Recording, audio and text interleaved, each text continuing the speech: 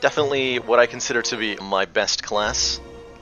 By the way, we're playing on the new patch now. I have yet to actually play any of the new patch content, so this includes a bunch of balance changes, including a nerf to the block from Leg Sweep and Glacier, a nerf to Hexaghost's turn 6 attack, which we might get to see on this run, because we are up against Hexaghost. Speaking of Hexaghost, slash Act 1 in general, boy do I like the path that we're offered right now. Let's see, so... Actually, now, hold on a minute, do I?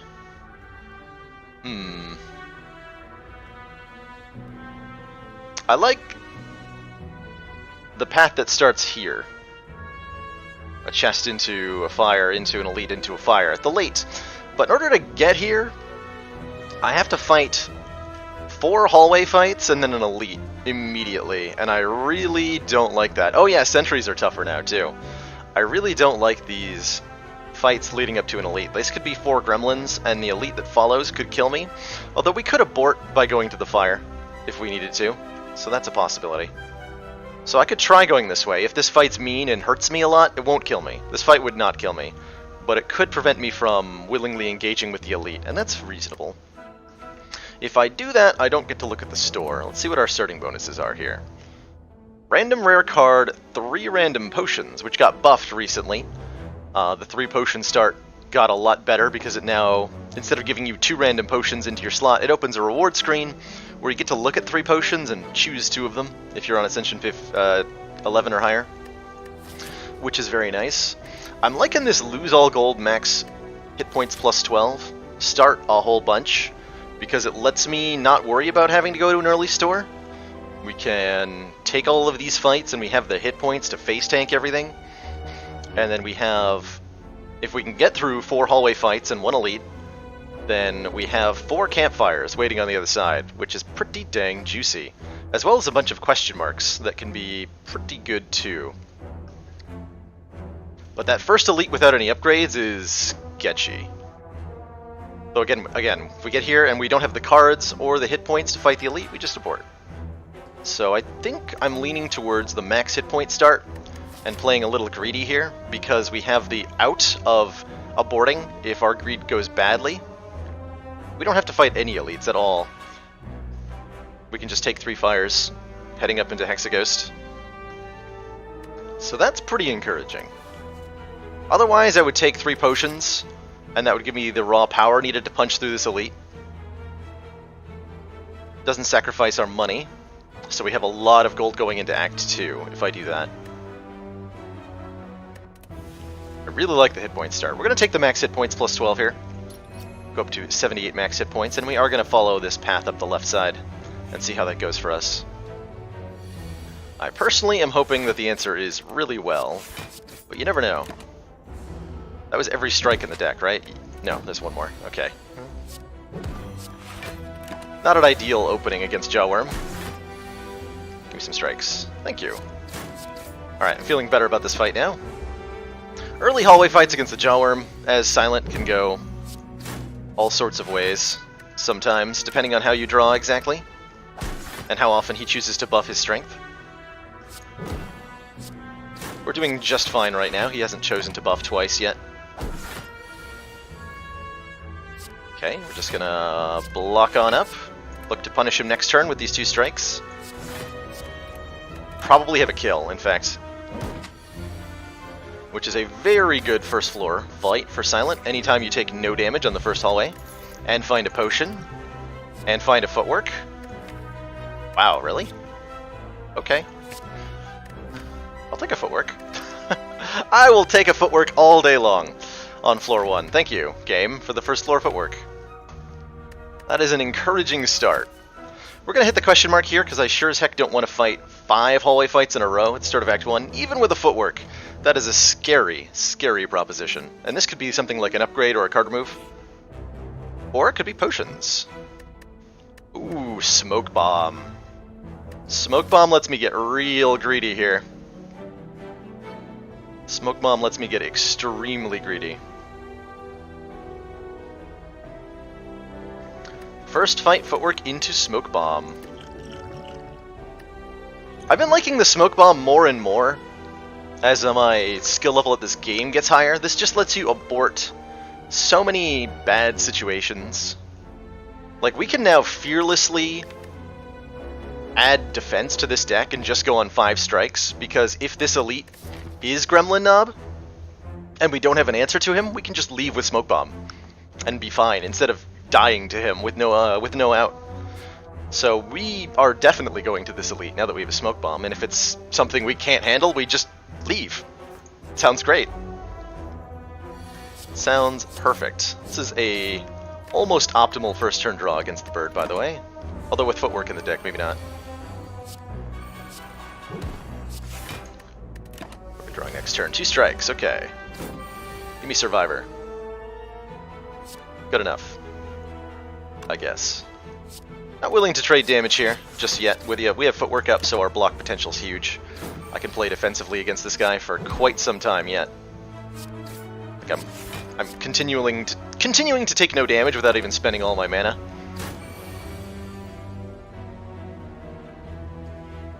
I think I do take 1 willingly here, though. Survivor, Defend, Strike.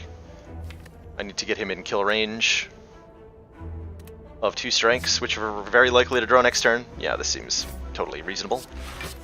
Taking 1 is okay by me. Yeah, footwork on floor 1 is a pretty fortuitous start. And Caltrops to go with it against Hexaghost is just the thing I need to build a really solid defensive deck right now that is not afraid of Gremlin Knob because we have a goddamn Smoke Bomb. How exciting.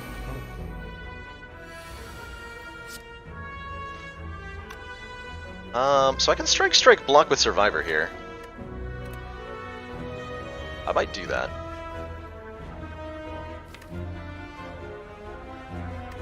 Let's just play it safe and defensive.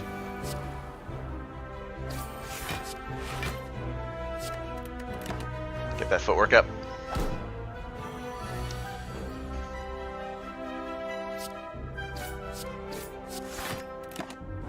Fight against a single louse is a very easy fight.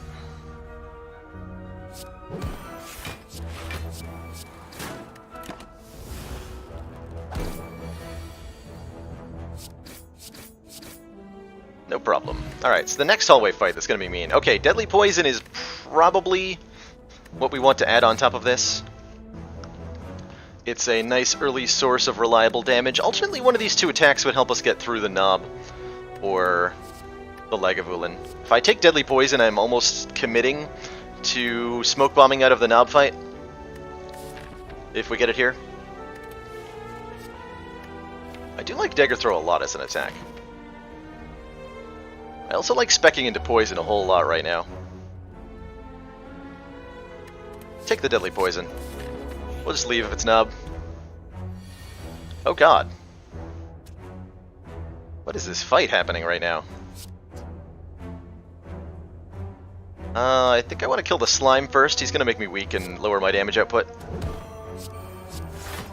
Let's block as much as we can right now. Which is not all that much. Cool it down, guys. Going full aggro today. Okay, there we go. Finally a reprieve. Slime didn't weaken me once, by the way. There he goes. He will die in his own to the poison, so I think I full block here.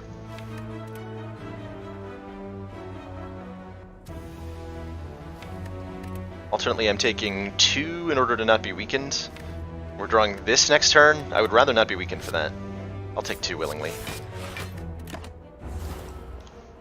We're still at a very high hit point value here. Alright, 8 strength Jawworm's a little scary. Guess we're taking 6 from this fight. There we go. Get that poison down. Please stop doing that.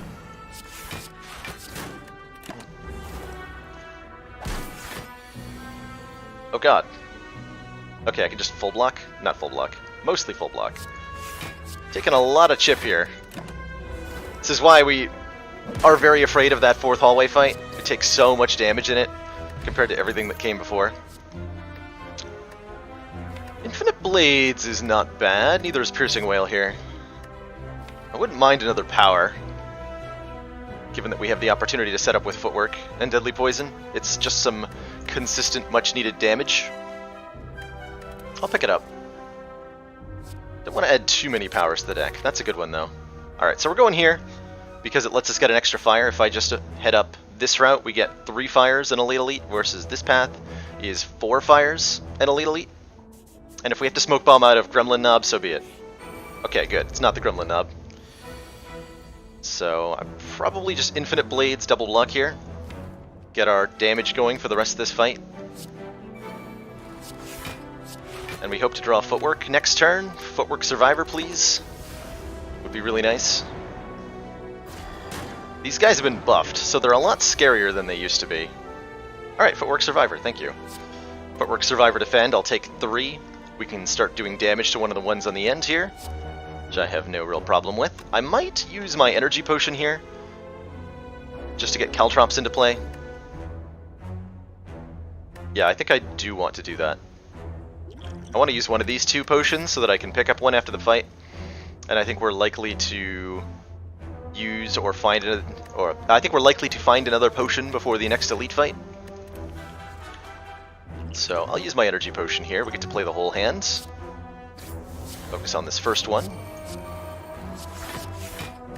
Get Caltrops into play, which will shorten the fight fairly considerably.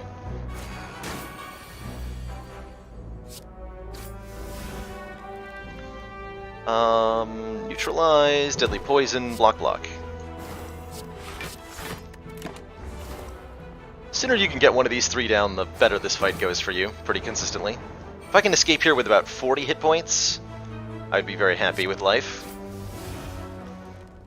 I do have to discard a Daze in order to take no damage here, which I guess I'm willing to do.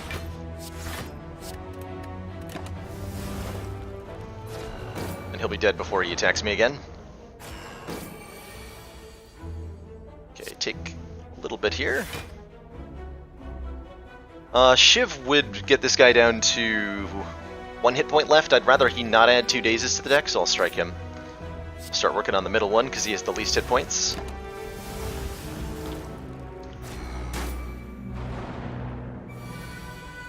Okay, good. No damage this turn.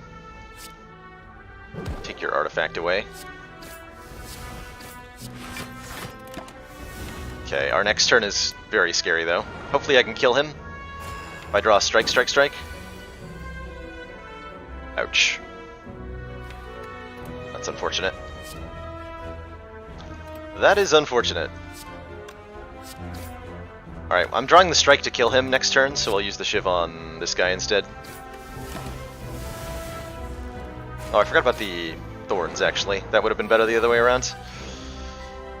That's okay.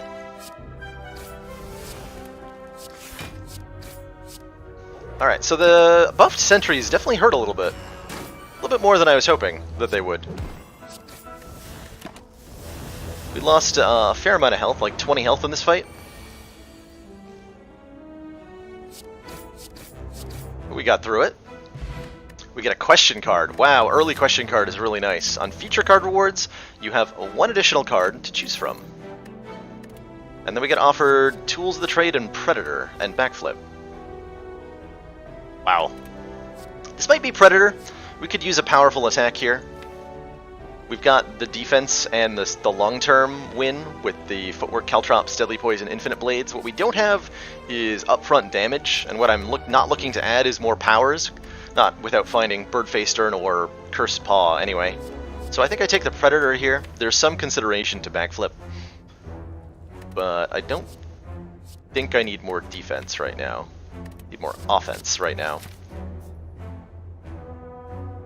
Since we have Fire, question mark, Chest, Fire, so on and so forth, there's a lot of chances for me to get heals out of these events, or perhaps a relic that boosts my healing at fires or something. So I'm going to upgrade at these first 2 fires and look to heal at the 3rd one here. Our first upgrade is probably going to be footwork. There's also consideration to neutralize and predator as upgrades here. I think it's going to be the footwork, though.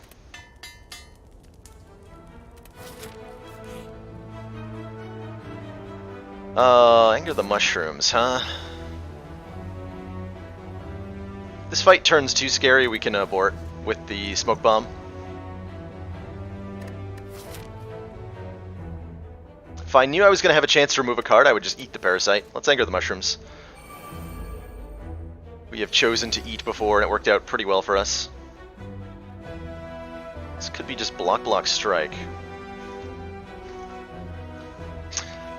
Oh yeah, Mini Delphin. Welcome to the channel, by the way. I always like to discuss my thought process, especially for this game. Helps people who are watching learn. It also helps me as a player, like, vocalize why I'm considering certain things, and therefore communicate them better to myself, which is a weird feeling at times. Caltrops is going to be better than Double Defend over the course of this fight. Or better than Strike, damage-wise, so I think this is Defend, Caltrops. We're currently looking at taking 2 damage. And we're okay with that this turn. We are okay with that this turn. Hey there, do I find the game has suddenly become much more difficult? Or is it just you? I think that based on, especially with the recent patch changes, there has been a difficulty spike specifically in Act 3. But beyond that, I don't think so. Act 3 is definitely scarier than it used to be, though. We just double defend Caltrops here. As much as I wanted to Predator. Okay, footwork, defend blocks everything, and I'm happy to do that. I would like to stop taking damage right now, thank you. And we have the footwork down, we're not so scared. We're moderately scared. There's a moderate amount of being scared happening. I do get to play all of these, but I'm taking 6 damage. Is 6 damage worth using my smoke bomb over? Probably not. Usually dying for the first boss because you weren't offered any damage. Or the first elite. No, the dying to the first elite can definitely happen if you're not offered damage. My recommendation in that case is to maybe try, if possible, try avoiding those early elites. If you're forced into an early elite fight, that's a little bit tougher to deal with. Alright, you... Yeah, we just go all in here. We have to discard the Ascender's Bane, which feels very bad, because I'm going to draw that again now.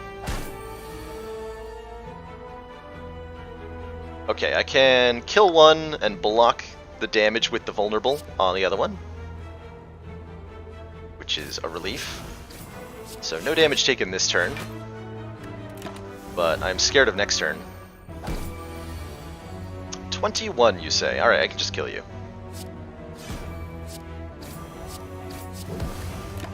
Like so.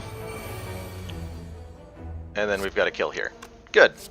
Okay, we made it through that with a little bit more hit point lost than I would have liked, but we did get a Gambler's Brew, and that definitely makes up for it.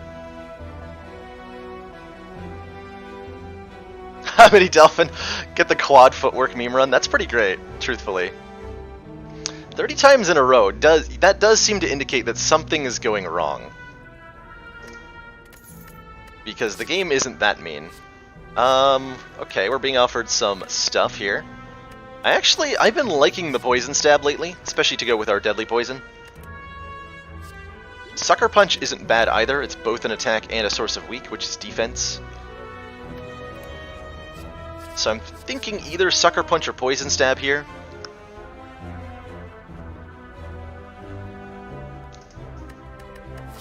Poison Stab is heavier on the offense, Sucker Punch is heavier on the defense, between those two options.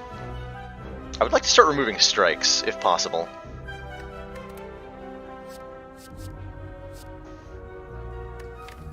I think we're okay offensively.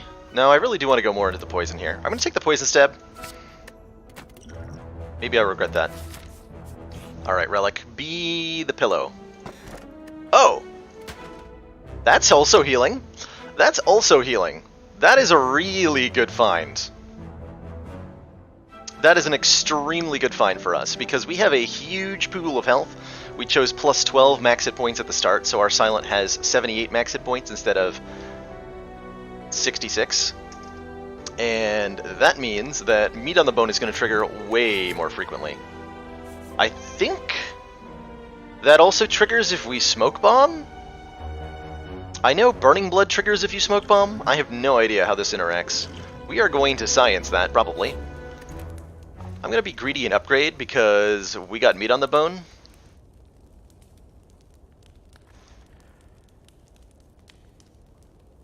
Let's see, I'm going to get 4 upgrades if I go full greed here, which I'm intending to do currently. I would like to upgrade probably Predator. That is a huge damage up on an attack. 20 damage for 2 mana is a whole bunch, plus the card draw. Caltrops against the boss, yeah, probably our last upgrade would be Caltrops. Okay, I'm not this greedy. I am not this greedy. We could easily just piss away hit points here and not get anything at all.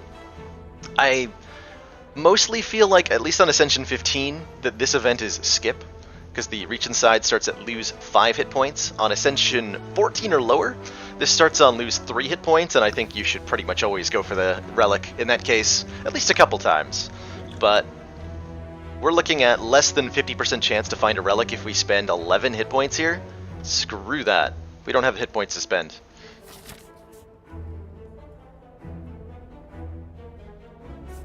Alright, how do I feel? Let's see. We have a Smoke Bomb. We can be greedy. We have a Smoke Bomb. Kind of liking the Neutralize up, although I also like Deadly Poison upgrade right now. Let's get Deadly Poison upgraded.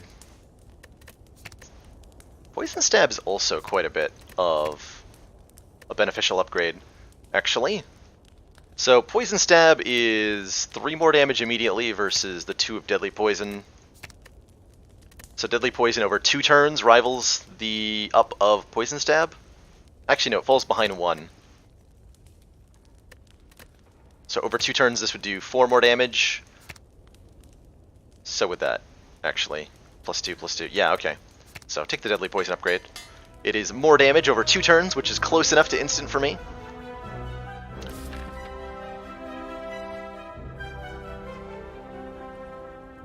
Yeah, TZ. It's a very easy to lose all of your health on that event. I hate it so much. Frickin' Scrap Ooze. Okay, this is a really good fight for us. Because we just dunk this guy and get 12 hit points, and then go to the Elite, and be happy about it. I could intentionally take a little bit here to get Predator off, which makes me more likely to take nothing next turn. How do I feel about that? Also makes me way more likely to kill him before he mugs me. Pretty sure I can kill him either way, though.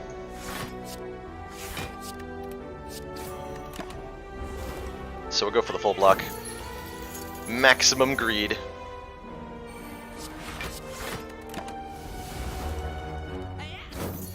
Alright, he's blocking already. I might have greeded too hard here. Give me that Predator. Oh, I greeded way too hard. Alright.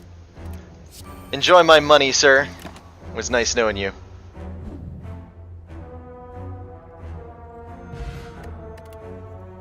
Ooh, Bouncing Flask. With the footwork, I think I like Dodge and Roll here. Especially since we've added a whole bunch of offensive cards to the deck. A little bit more defense would be really nice. Dodge and Roll interacts very well with Footwork. So this is now gain 7 block, next turn gain 7 more block.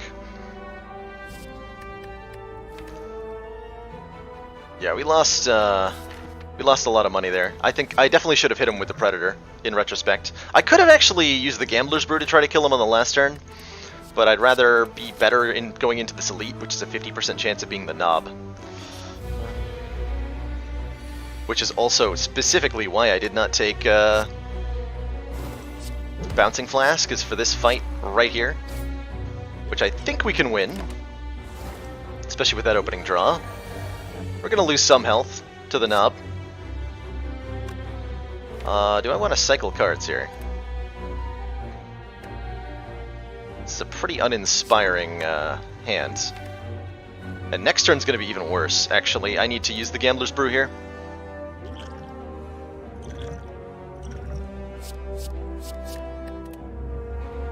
To get that Predator.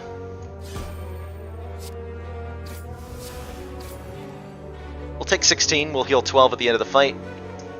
I think 32 is enough to fight Hexaghost with. It's actually better than 36 is, because Hexaghost's damage is based on how many hit points you have. Hexaghost's turn to attack is based on how many hit points you have in increments of 12. So if you have between 1 and 11 hit points, he does 1 times 6. If you have between 12 and 23, he does 2 times 6. And if you have between 24 and 35, he does 3 times 6. But that 36th hit point is going to mean a 4 times 6 on turn 2. So we're actually benefiting by taking exactly 16 here, because if we kill him without any further damage, we'll go to 32, and that's better than being at 36 against Hexaghost. If full HP, you are not necessarily dead, but you are very, very sad, certainly, against Hexaghost. He does a lot of damage. More hit points is usually better, because every 12 hit points you have, he does 6 more, so more hit points is better, generally speaking, unless you're close to one of the break points where we are. But full health is better than going in with 10 health, because even if you take the full damage of that huge attack, you're left with more hit points at the end than you would be otherwise. Okay, dodge and roll sounds pretty good. Defend, dodge and roll here to take nothing now and block something this turn. I don't want to take any more, and I'm pretty sure I can get lethal next turn, given that we're drawing into 90% offensive cards. Yeah.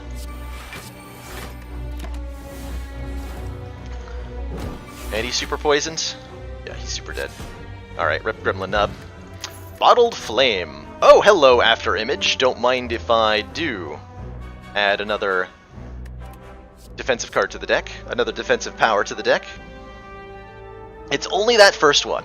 The follow-up is going to be, it's a base 2 times 6, his follow-up, no matter what your current hit point value, which he'll have buffed strength at least once, so on his turn 8 Inferno, it just got nerfed, down from 5 times 6 always to now 4 times 6 always, and if you somehow live another 6 turns after that, it'll be 6 times 6 now.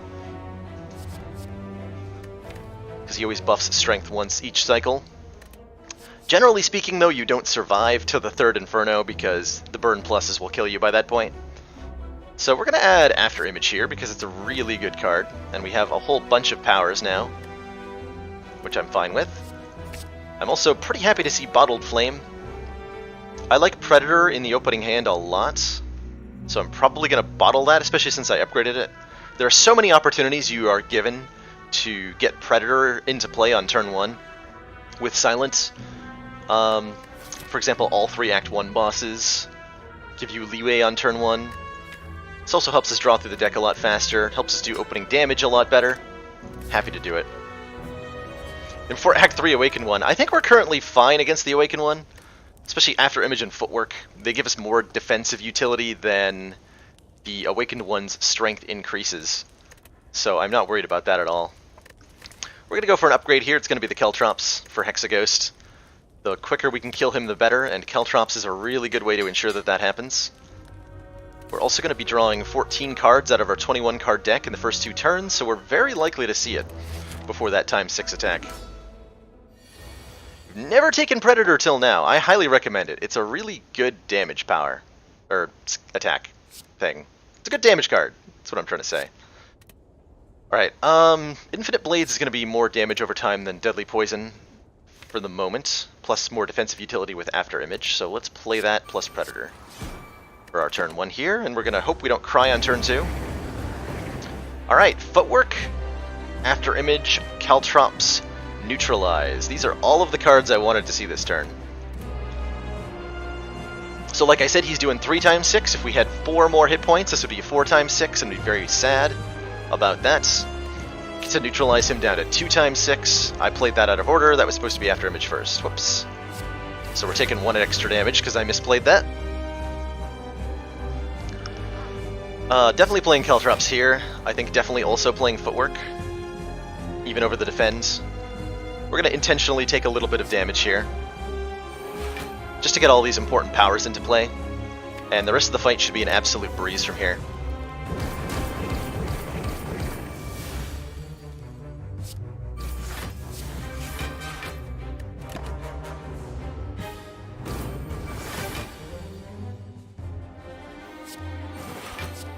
Happy to get that poison started.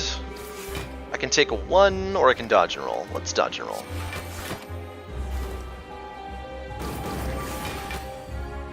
Okay, get more poison going. That dodge and roll means I just get to Predator, because we already have the block this turn. Which is great. Get to do a ton of damage. Yeah, if you have Necronomicon, Predator is top tier. The toppest of tiers, in fact. Not a great turn to draw all the block cards. Not a great turn to not draw any of the block cards. Can I Smoke Bomb out of this fight? Please. Ouch. Okay, we're low on health, but we should survive. We're gonna die? I think we'll be okay. This is not looking like a good series of draws here, though. If I don't draw any of my block cards, he will kill me? No, we'll just barely survive, actually. Even if I draw the worst possible hand, Neutralize, Strike, Strike, Poison Stab, Predator, thanks to After Image and the Weaken from Neutralize, we'll survive. So we're okay here. We're not going to die. Why discarding the burn? Because the burn deals damage to me at the end of my turn if I have it. Like, it didn't matter in either case. Oh, this is 5x6. I thought this got nerfed to 4x6. Oh, it used to be 6x6. Whoops. Okay, we're still okay, I believe. Yeah, just barely here. We got this one rather close, though. I would have died if I draw Neutralize. Maybe? No. I think we still would have been okay with the worst draw. Yeah, I had block, so it didn't matter. It's just habitual. Just habitual. Okay, we block here. He doesn't kill me, and then he dies. Sounds great. We definitely called it close here, though. It's okay. It was just calculated for meat on the bone value. Ooh, interesting options. I like Corpse Explosion as a source of AoE damage in this deck. We don't have that right now. This is going to make Act 2 a lot easier. Doppelganger and Alchemize I consider pretty underwhelming cards, generally speaking. Alchemize is not bad, but it's not great. With the Smoke Bomb preserved, we can fight Act 2 elites, especially if we take Corpse Explosion. How good is Corpse Explosion? Allow me to demonstrate. Would it be better if it exhausted? No, actually. I like it as it is. There's a number of fights where you do want a Corpse Explosion more than once. The damage from this also stacks. If you, for whatever reason, play Corpse Explosion twice on the same enemy, when they die, they'll deal damage equal to twice their maximum hit points to all targets on the field. And that's very rarely relevant, but it is sometimes relevant. Oh, easy Sozu. Yeah, definitely easy Sozu. We happily want a 4th energy right now. We have a couple 2-cost cards, including one we're guaranteed to draw on turn 1. We have After Image, so every additional card we can play on a given turn is worth that much more. We already have Sustain from Meat on the Bone, so the Feather loses a little bit of value. I like Ring of the Serpent a lot, but without a 4th energy, this is a little tricky to use. Definitely picking up Sozu here. Maybe I want to save the Smoke Bomb for Act 3 now. Let's see what our paths look like. Would love to go to a store. We are not obliged to fight any elites here, which I do like to see. Elites are scary. We can optionally fight this one. That's probably what's going to happen. So what I'm currently thinking is we want to hit as many fires as possible. There's a lot of important upgrades to get down. After Image would be really nice. How is 1000 Cuts in a non-shift deck? 1000 Cuts is amazing in any deck. It's probably one of the best silent cards, if you ask me. Doesn't matter if you're only playing 3 cards per turn consistently. That if you get that upgraded, that's going to be 6 AoE damage per turn that's just free. It's really good. It's incredibly good. And realistically, the Silent is almost always playing more than 3 cards per turn. You've got that Neutralize, there's a whole bunch of ways to get free cards. It is too dang good. I would have taken 1,000 Cuts over any of the other options that were offered to me from that boss, definitely. So I think I'm going to go to this store. I want to hit more question marks right now. We have plenty of cards. I'd love to remove a strike. I'd love to get the event that upgrades all my strikes and defends. Yes, I am alternating classes, TZ. I do Ironclad, Silent, Defect, Ironclad, Silent, Defect, so on and so forth. And thus far, that has resulted in 19 wins in a row. We're looking for 20 today, and I'm hoping to get there. I'm very much hoping to get there with that 20th win. So I value fires. Actually, we can get 2 elites. That sounds scary. I would not go for 2 elites over 1 fire. I'm mostly afraid of dying.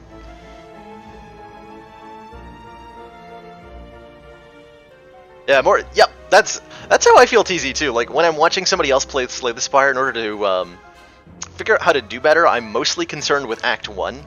How does Act 1 go? What choices do you make in Act 1 that set you up for success for the rest of the run? Okay, so yeah, we're heading to this fire.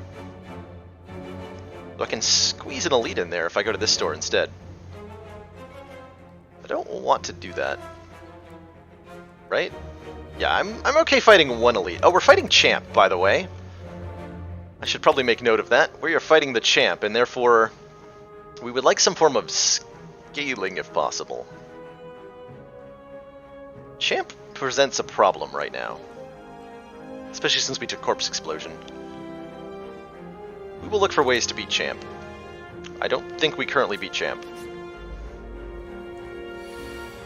Hello, Chosen. I have enough energy to play Predator and my defense, and not take damage. So we're gonna go ahead and do that. As much as I would have liked to get Caltrops out. Okay, there's the footwork, there's the infinite blades, there's a bunch of poison for you. Alright, so now that we're hexed, we have to make a little bit of decision making about how many skills we play against Chosen to avoid taking damage. Upgraded Catalyst. Yes, if we find a Catalyst, that would give me an answer to Champ. That would give me an answer. So I can block all of this guy's damage by playing only 1 defend, thanks to the after image that I haven't played yet. Never mind, we have to play both defends. Ignore me. Okay, we just block here. Though that does unfortunately add 2 days. This should be enough block for next turn. Just barely. After image first. Hit him with a Shiv. Survivor blocks for 12, so we have to Corpse Explosion if we want to fully block here. Which unfortunately means we're drawing 3 days next turn, which could punish me. No, no punish. No punish. Okay, we got through that fight without taking any damage, which feels pretty dang good. I like Dagger Throw quite a bit right now. Gives me an attack that cycles through the deck a bit faster. Piercing Wail is good as well, especially for the Champ fight. But without well-laid plans, I don't think I want this against Champ, because I cannot guarantee that I'm going to have it at the right turn. Get Catalyst 80% of the time on the first floor. That is a ballsy pick on floor 1. Can't say I'm a fan. I think Dagger Throw here. This could also be Skip. This could easily be Skip, by the way. But I like having a little bit more damage. We're going to look to remove a strike at the store, unless something much more attractive shows its face.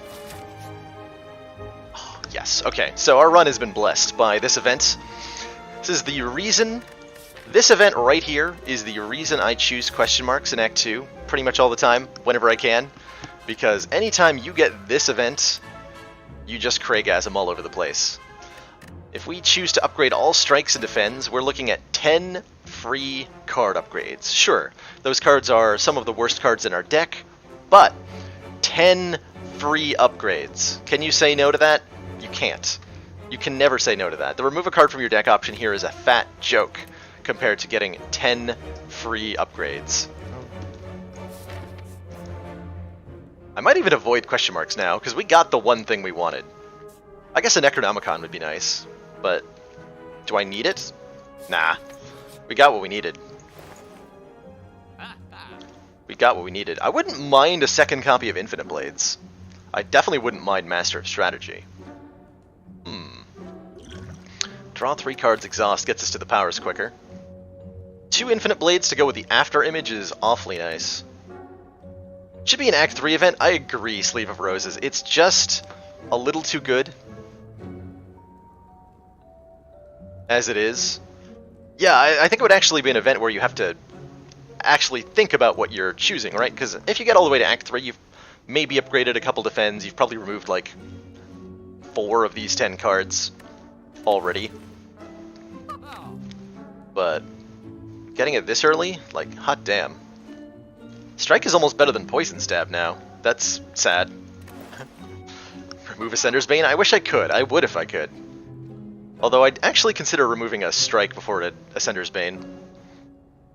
Yeah, if you've gotten Vampire, that's also a case where you might want to remove the card, because then you've only got Defends, but upgrade 4 or 5 Defends is still better than remove a card, most of the time. I don't mind Blind here, actually. That gives me a free card, which we are currently lacking in, as well as an additional source of weakness. Blind is good here. I could see myself picking Blind, Infinite Blades, remove a card. Are we going to get another shop? We're not. Okay, so I don't need to worry about spending every last penny I have here. Oh man, I wish I could afford the Prayer Wheel. It's a really good relic. I love Master of Strategy so much. I think this might be Blind. Having a free card is really nice. And we did not add much weak to the deck. Weak plus a lot of block is probably going to be our answer to Champ's Execute. We're looking to just survive it right now as our answer to it. We don't have a way to kill Champ before he executes us, but we do have ways to make sure that that execute doesn't hurt so much. And Blind is a key part of that. Choker incoming? Never take Choker on Silent. I would absolutely not take Choker, especially not that I already have a 4th energy. Screw that. I will take Calling Bell before I take Choker. Waffle's not terrible. That gives us even more max hit points. We don't need the heal from it so much right now. I love this relic, by the way. We've had runs that are that have been saved. Runs in this win streak currently have been saved by the Waffle.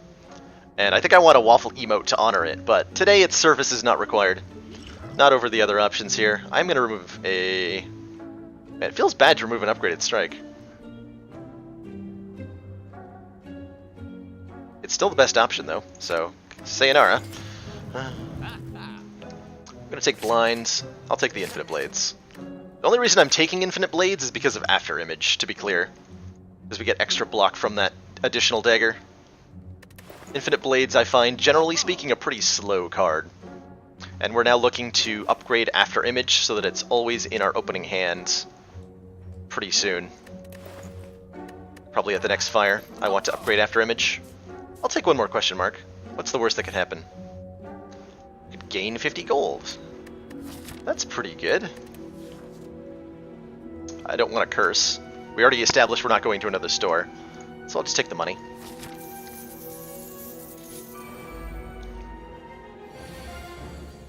Alright, Corpse Explosion. Do I definitely want to Corpse Explode here. This hurts a lot, unfortunately. This unfortunately hurts quite a bit. We're taking 11? Commander, we've just received the support of another council Hey, Boomer, member. Cheers to you. Thanks for those 2 months of council funding. Looks like I got at least a B on the council report. I appreciate that. Let's see. Predator Strike is 38. I could make that a kill with a steroid potion, but given that we have Sozu, I don't want to use my potions.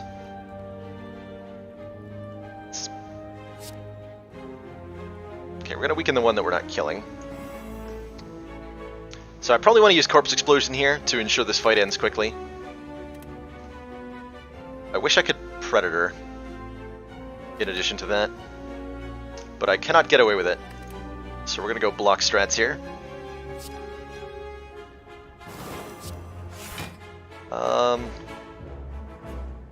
Caltrops is going to be more damage than Strike over 2 turns. Unless I can get a kill out next turn. Do the Caltrops though. Just casually take 11 damage. Okay, here we go. That's more like it. Am I playing... I'm probably playing both Dagger Throw and Deadly Poison here. But I think I need the After Image and the Footwork to block with. After Image is only going to give me 3 block this turn. So is Footwork. Both of these powers are 3 block if I play them at the start here. Yeah, a Mummified Hand would really throw this run into the next level.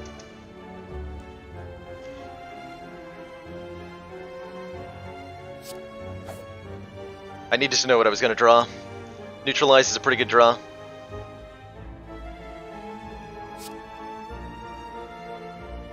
Let's block for as much as I can here. So that'll be After Image, Footwork, Defend, Neutralize. And I take 1 by not committing to the... or take 1 extra by not committing earlier to the After Image.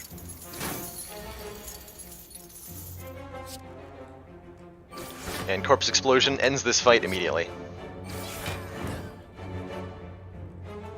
Thank you, Corpse Explosion. Okay, another Deadly Poison would be very nice right now. Get a little bit more scaling damage in the deck. I like that over the Bouncing Flask. I like 1 mana cards right now. Let's get that. Okay, I'm not feeling elite fights. This deck is missing a few key pieces right now. And those key pieces might be upgrades. Yeah, Flask is nice. We're going to be consistently playing 4 cards per turn anyway. Like, we're able to use very consistently all of our mana. So I don't have a whole lot of value in adding a 2-mana card. And I don't think we have what it takes to make Bouncing Flask that good.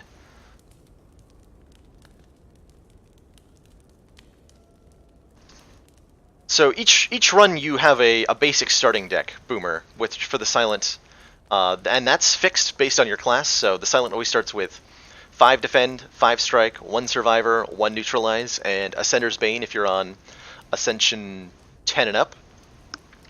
And the pool of cards that you can be offered is always the same, like all of these green cards.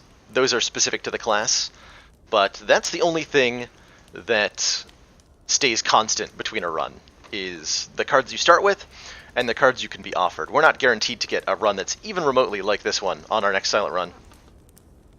Has anyone ever told me I look like Seth MacFarlane? No, that has never happened in my life. So that's a first, Potato IT. Thank you for that compliment? Question mark. Depending on how you feel about Seth, that may or may not be a compliment. Oh, man. Corpse Explosion upgrades isn't very appealing. This only upgrades from 6 to 9 poison. I would rather upgrade Deadly Poison first. I would rather upgrade a whole lot of cards first, and what I would rather upgrade right now is After Image, so that our whenever you play a card, gain 1 block is always in our opening hand, which is a very important card to get out at the start of fights. Alright, screw fighting these elites. We're going to fight this elite? Maybe, depending on how we feel about these hallway fights. I look like a Twitch streamer. Well, thank you. So this is what I was talking about when I bottled Predator, by the way. You were often in a lot of fights given an opportunity just to play this huge damage attack right away and annihilate your foes with it. I just want to kill this sentry as quickly as possible, and Strike Plus is the best way to do that. That feels weird. That feels very weird. I don't know how I feel about that. Yeah, in it means you always draw in your opening hand. That is exactly what that means. Caltrops? Triple defend? Actually, maybe I can get Infinite Blades down. Hold on. Let's take a look. We're at 19. I will take 1 damage if I play a not defend, and no damage if I play a defend. I think the not defend is going to be better in the long run. Let's get Infinite Blades out. That's going to be more block next turn because of that Shiv that we're generating. Innate, or innate. Both of those are valid pronunciations, I believe. Mintelfin. Depends on your region, but both of them I think are acceptable. At least I hope so, because I just kind of swap back and forth between them. Alright, we're frail, but we have so much blocking power, it literally doesn't even matter.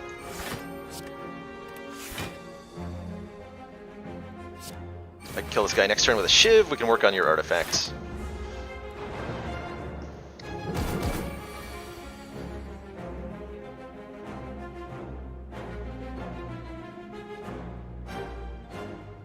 I think I have lethal here. So, Corpse Explosion is blocked by artifacts, but Corpse Explosion applies 2 effects, 6 poison, and then the Corpse Explosion effect. So if I use it on the Sentry, I can also just use the Blind on him to get rid of the artifact, actually. That way I don't need to dedicate damage to him. So, we're setting him up to explode at the end of the turn. He'll do 42 damage to the Spheric Guardian. So if we can get the Guardian's block below 22, which I don't think I can actually do, now that I think about it.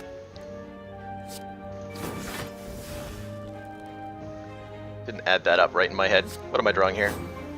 Neutralize. That's pretty good.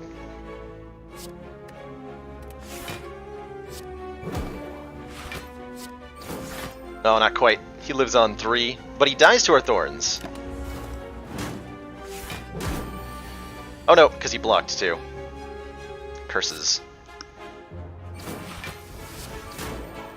Whatever, I can make him weak and then block everything. Now he dies to the thorns. Alright, potion that we can't have.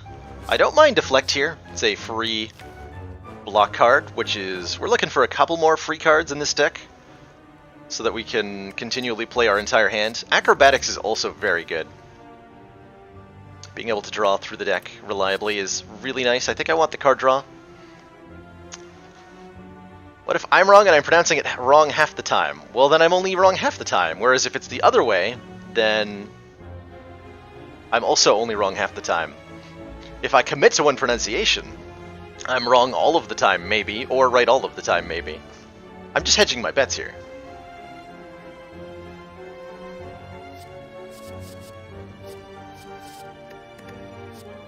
Now, let's take the acro here. I want the card draw right now. Hello, Snecko. It is very not nice to see you right now. So this guy's about to confuse us and make all of our card costs random for the rest of the fight, which I'm not appreciative of one bit. Caltrops is probably going to be more damage over this fight than any of these attack cards are. So I'll put that in play. Alright, give me good draws, Snecko. Almost good enough. I think I get to block this turn, right?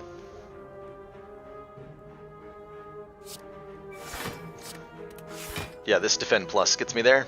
Alternately, I can blind and neutralize. Just gonna give me 2 more block. We'll be at 12. 18 minus 25% is what? 13? Or is it 14? No, it'll be minus 5. So he'll do 13. So I can take 1 to ensure he's weak for 2 additional turns. That's probably worth doing. That is probably worth doing. What's half health for us? 30... 35 plus 4. Right. 39 is half health. So I can go more health if I get calculated meat on the bone value. How do I count weak? So weak is minus 25% damage, and you round down. So 18 was his attack value. Minus 25% of 18 is... what is that exactly? It's 13 points something. And then that point gets rounded... the fractional amount that's left over gets rounded down. The way I counted it was that you can... another way to look at it, if you can't do the math in your head, the way I did the math was every 4 points of damage that they're doing, you reduce their damage by 1. So 16 is 4 times 4, so that reduces 4 damage, and then there's a little bit left over that gets rounded down, so that extra 2 gets rounded down, so I'm reducing his damage by 5, thus 18 becomes 13. That's how I did that in my head. But everybody has like their own unique understanding of math, of course. So everybody will have a different understanding of how that goes. So if I want to leave this fight with the most amount of hit points, then in terms of meat on the bone, I want to have 39 health at the end of the fight. So if I can block, if I can get him to deal 5 damage to me exactly, that'd be great. Which I don't think can happen this turn, because he's swinging for 13. If I defend plus, I'm blocking 9. That's the worst case scenario. We don't want to do that, so I'm just going to play cards here. And not take anything. We'll look for an opportunity to take exactly 5 in a future turn. This is a great opportunity to take exactly 5, by the way, because I can just play 2 cards, gain 2 block. But he is attacking for a lot next turn, so maybe I don't want to do that necessarily. I think I would like to dodge and roll, because he's going to be swinging for a whole bunch next turn. Yeah, 22. We have a relatively bad hand. So that's 11, that's 11. We have 7. Can I take 5 here? I bet I can. So if I play Defend Plus, I'll gain 12 block, which is already too much. Fair enough. Alright, we'll block everything this turn.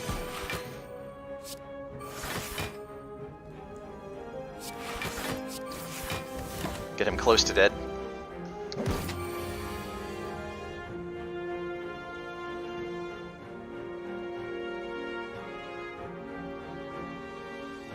We're blocking for too much. There's exactly too much block because of After Image. If I play Dodge and Roll, I take 4. I can do... wait, Neutralize helps a lot, actually. But then I can't play the Shiv, because he'll die.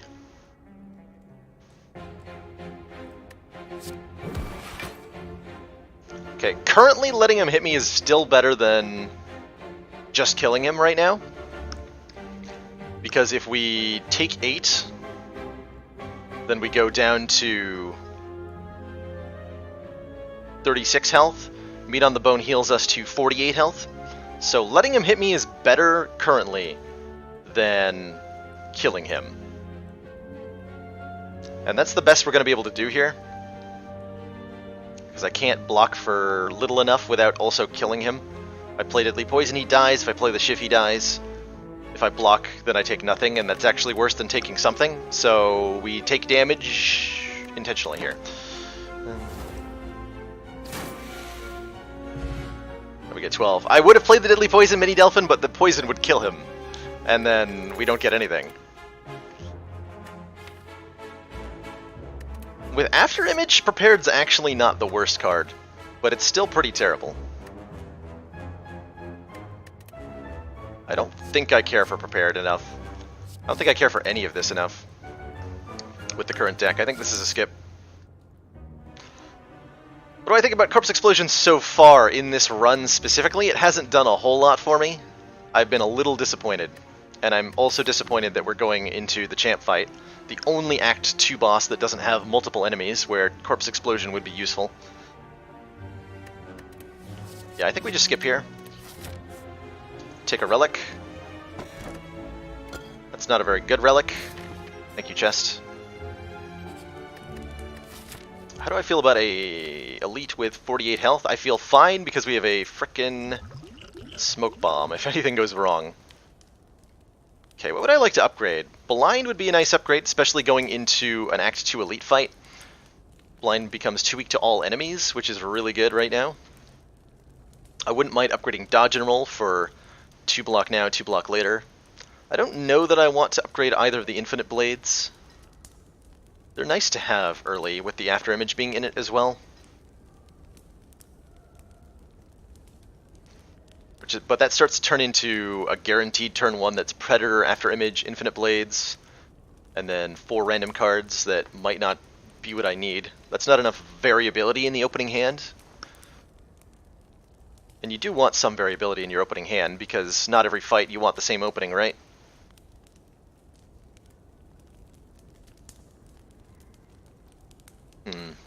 Let's get the Deadly Poison upgraded. The more poison damage I can stack, the quicker I can do damage. And I really like the damage to mana ratio on a Deadly Poison plus. It's extremely good. Okay, this is a very good opening hand. So we get to do After Image and Footwork. And Blind, maybe the Bird. I don't get to Predator here if I want to block. Unless, now we said the magic amount of hit points is 39. I can go to 39 exactly here. We're going to do some calculated damage taking. I need to take 9 to go to 39. So I just need to play 2 more cards, Predator and Blind. I just need to not blind the Chosen. So we're going to block like this to intentionally take damage to set up meat on the bone for the end of the fight. Because I think we just win this fight from here without taking any damage. At least I hope we do.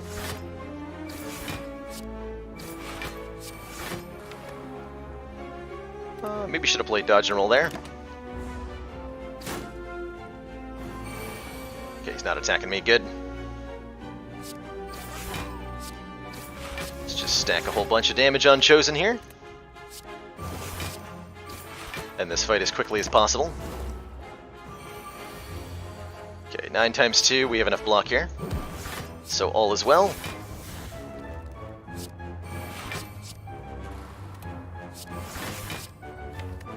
I don't like that next turn, though. This is going to be our hand if I play another card. So I don't think I want to play this Infinite Blades, because I don't want Deadly Poison and 2 Shivs to be the only thing I'm playing next turn. So every non-attack card I play puts a Dazed on top of the deck. We'll get 4 Dazed if I play either of these. I'm not going to do that. I would like at least a chance of drawing a block card. Thank you. See? Because I didn't play that, we're not taking damage this turn. Actually, we are taking 1.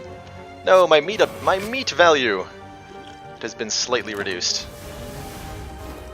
Is the deck scaling fast enough against Champ is an excellent question that I wish I had a better answer to. The current answer is maybe? Power Potion would help if I didn't have Sozu. Well-laid plans definitely helps. Well-laid plans is extremely important for defeating the champ, and in my opinion, well-laid plans is one of the best cards Silent has. It lets you much better control what's going to happen in a future turn, and there's a tremendous amount of fights that are made infinitely less scary if you just have 1 well-laid plans in your deck. So there's no doubt I picked that up. 0 doubt in my mind that I picked that up. We're going to fight the Elite. We have a Smoke Bomb.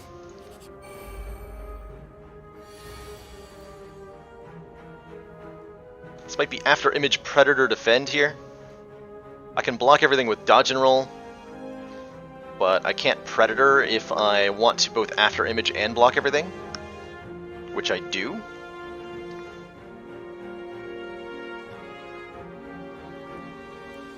Take all those cards. I wish you had the option to just like take all of the options presented to you.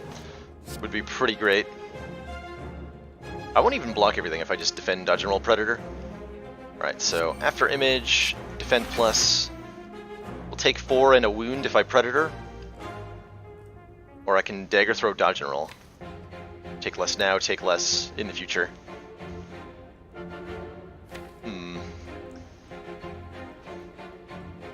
I don't want to dagger throw, there's too many things I could draw into that are bad. It's just Predator here. Take a little bit of damage on purpose. The quicker you can end this fight, the better. This guy scales up really scary really quickly. So, taking longer than necessary in this fight is just going to get you killed, generally speaking. Do I want to acrobatics? I could draw into neutralize or blind or well-laid plans, all of which would be very good. Otherwise I'm playing the deadly poison, which is more damage.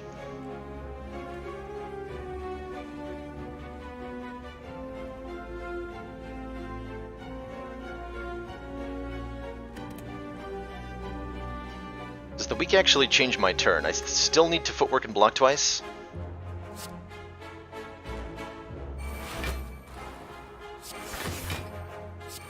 So let's go for the full block and get some poison down.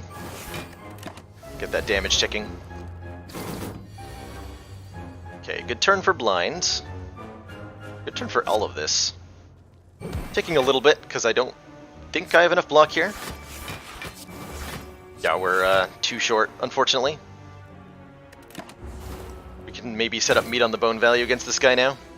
There's the well-laid plans near the bottom of the deck. Go figure.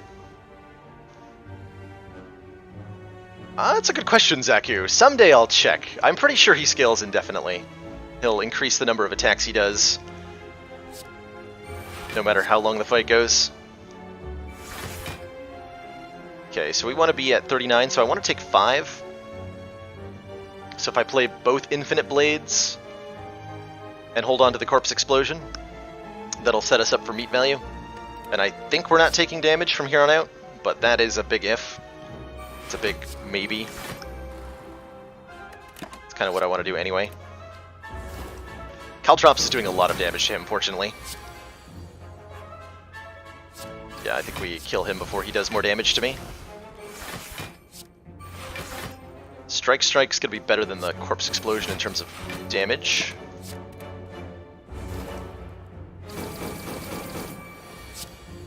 Yeah, and he's dead now. Good.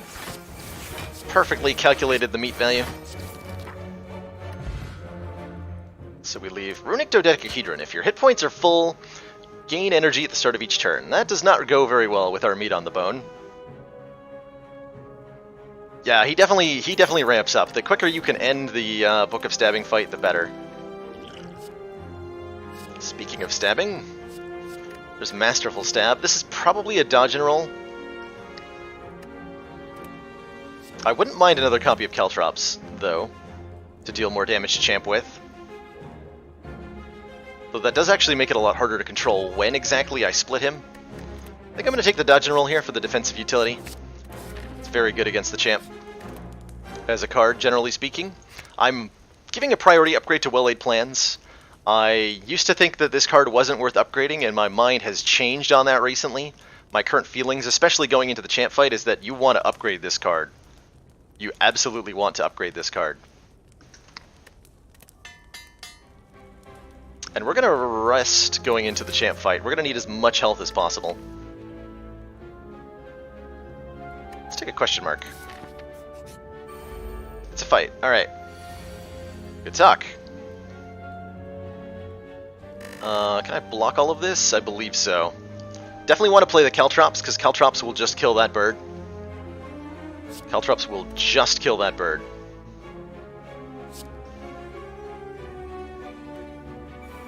So we're looking at 18 total. We're going to take a little bit here. And there's nothing I can do about it. We blocked as hard as we could.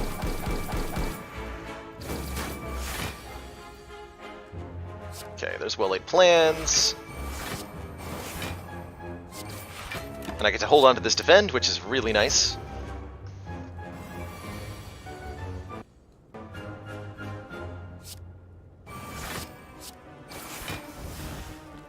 I'm not so concerned about stacking dazes in my deck now, because I can always ensure that I have 2 block cards on hand, which is very nice. I think we just let blind go to the discard pile here. Okay, 9 times 2. I would like to take 9 times 1. Is that possible? No.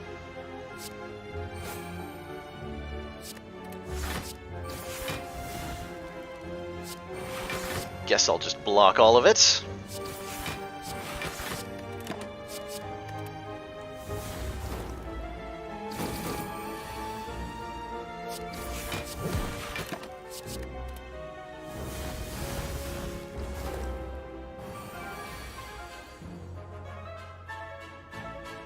Okay. If I can take exactly 9 damage, again, we are presented with the option of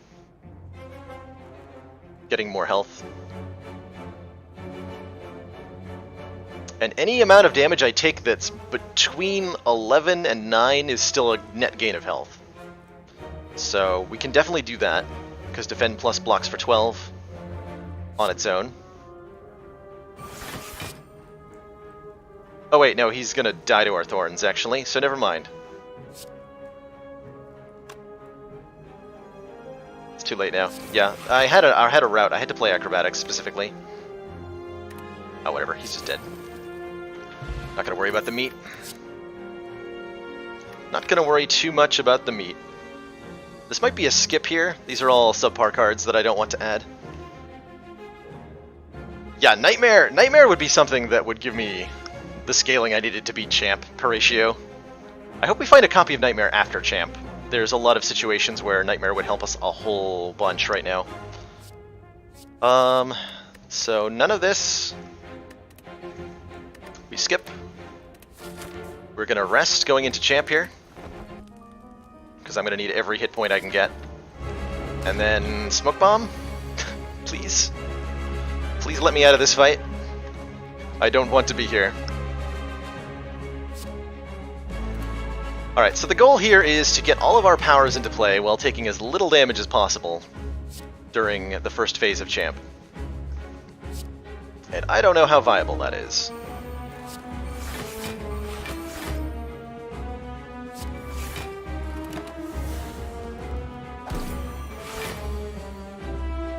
I definitely don't know how viable that is.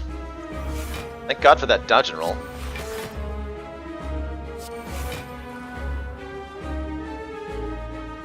Guess I'll Corpse Explode over striking, that is more damage. Only taking 2.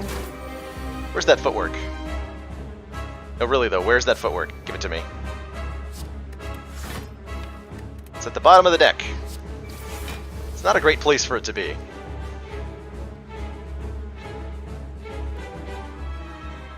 XCOM 1 doesn't bring in a new audience viewer. I think if I had a large established audience, I could get significant viewer numbers on XCOM.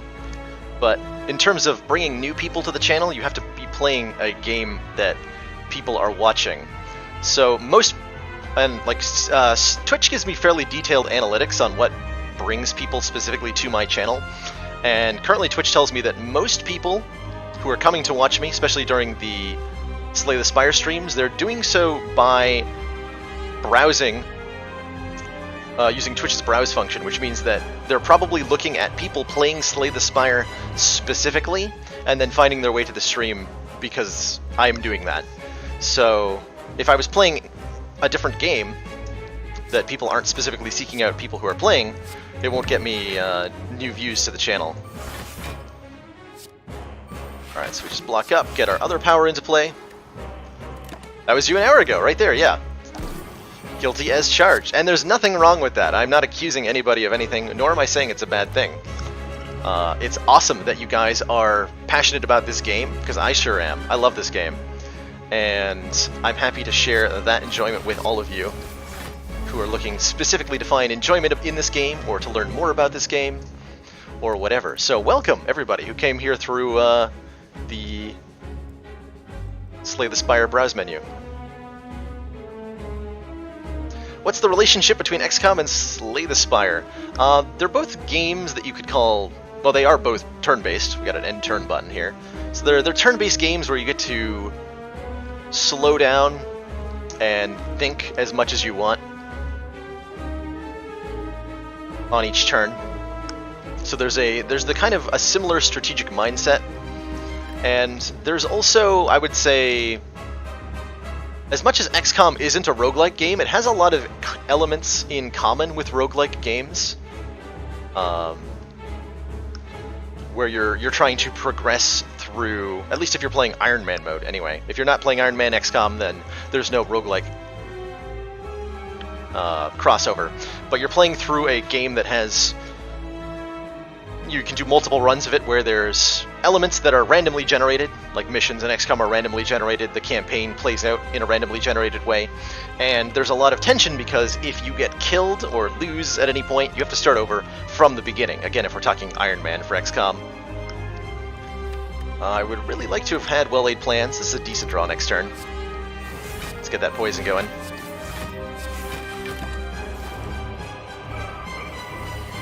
Alright, Mr. Champ is buffing. How courteous of him. So we now have all of the powers in play. We can start hurting him as much as possible. Okay, defensive stance is good. I'm glad he hasn't buffed his strength yet. The longer we can avoid that happening, the better our life is going to be. Let's dodge and roll once. I think I'm gonna corpse explode. Dagger throw just to cycle a card. Hold on to these two. Higher I can stack that poison damage on Champ, the better this is going to go for me.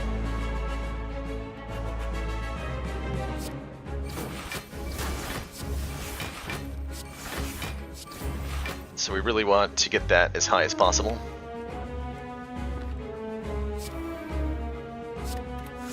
To that end, I'm going to hold on to Deadly Poison.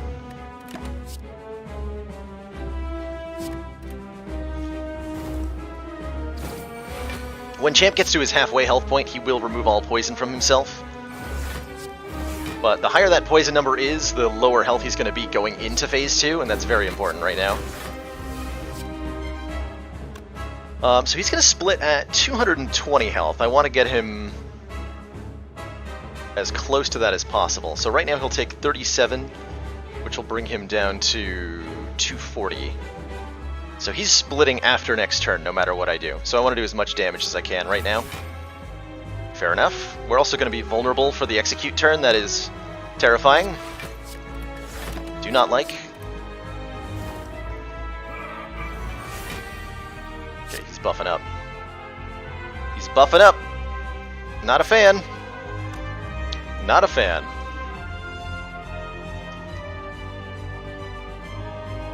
You're here just because the name sounds like somebody you knew through WoW. That's a unique way for somebody to find their way to my channel, I have to say. We're actually going to get extra energy on the execute turn, thanks to Sundial. Isn't that interesting? That is going to be potentially life-saving. Yeah, I used to stream XCOM a whole bunch about 3 years ago, and that's where a lot of my initial audience came from. And I like Slay the Spire a whole lot, and that has turned into something pretty magical. I won't be frail, that's true, we won't be frail. That is going to help a lot. Do I want to Steroid Potion this turn? I think I want to Steroid Potion for this fight. And I want to do it in the turn that I will be playing the most attacks, and this is a very good turn for that. Although so is next turn, actually. We're drawing into a whole bunch of attacks. So let's Steroid Potion next turn, not this turn.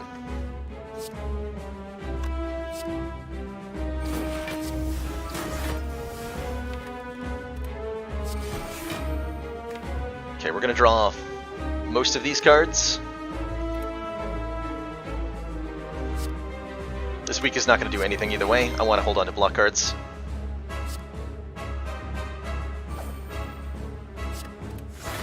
Okay, more poison's really good right now. So we hold on to Dodge and Roll Defend. Looking to Steroid Potion next turn.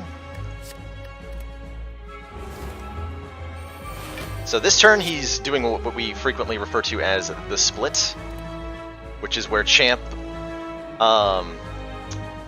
removes all debuffs from himself, then gains, I think, 9 points of strength, then decides that he's going to murder you with Execute.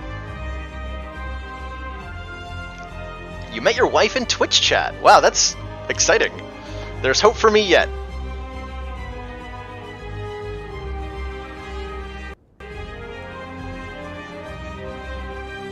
There is hope for me yet.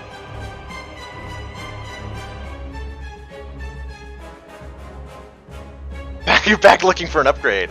Well, I'm single, Dream Scythe, so how you doing?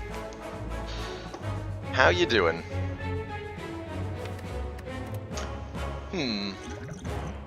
So the only... We're going to be weak next turn, but I think we're going to be blocking next turn. So this is probably the turn for the Steroid Potion. Let's go ahead and chug that.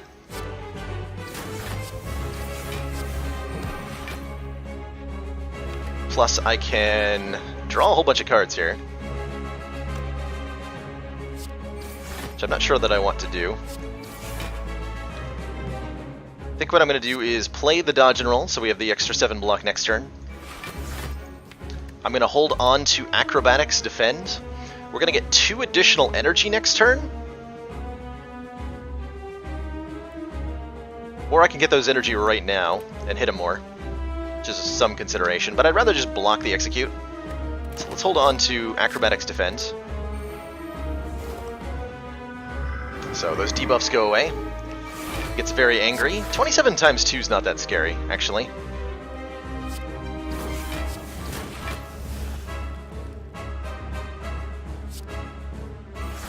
Can block most, maybe all of that. All of that. All of that, yep. Thanks, Well-Laid Plans, for saving the day.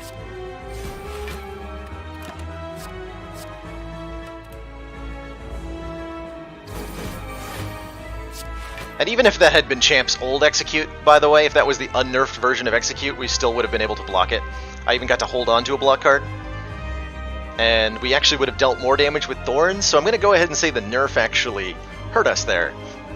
Which is not necessarily true, but it feels true. Alright, now we can repoison him with Zero Fears.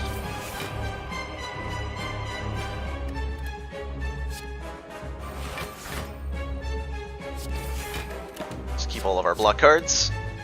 He should be dead very quickly here. Alright, he's going to execute again next turn, but I think he's also going to be dead. So we're not too worried about that. Yeah, Strike Strike just kills. Alright, GG Champ. Might have even been able to do that without the Steroid Potion, potentially. But I liked the safety it afforded us.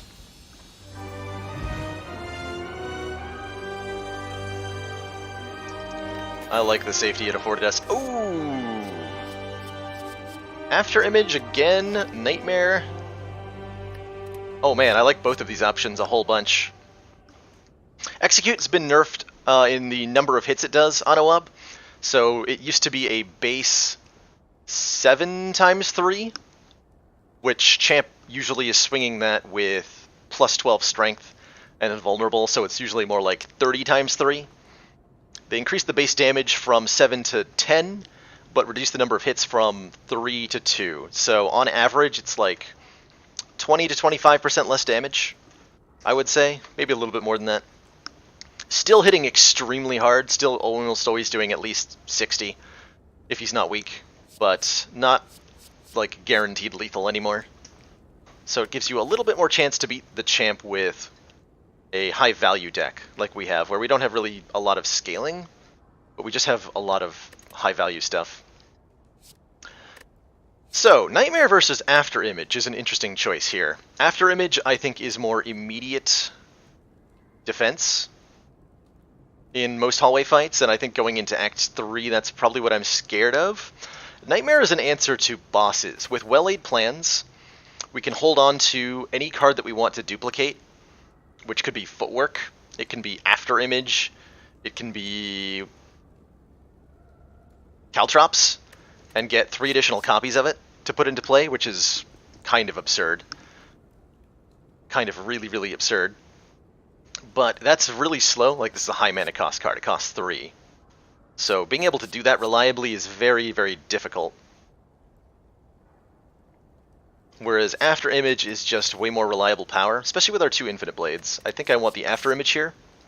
If I didn't have After Image as a choice, this would easily be Nightmare. Although Burst is also not terrible. Like, well, these are a lot of good cards, is basically what I'm saying. Doppelganger's sad. It gets to sit in the corner and be unacceptable. I'm going to take the After Image here. And probably Astrolabe? I would like to upgrade that After Image. I don't mind removing 3 random cards from this deck right now.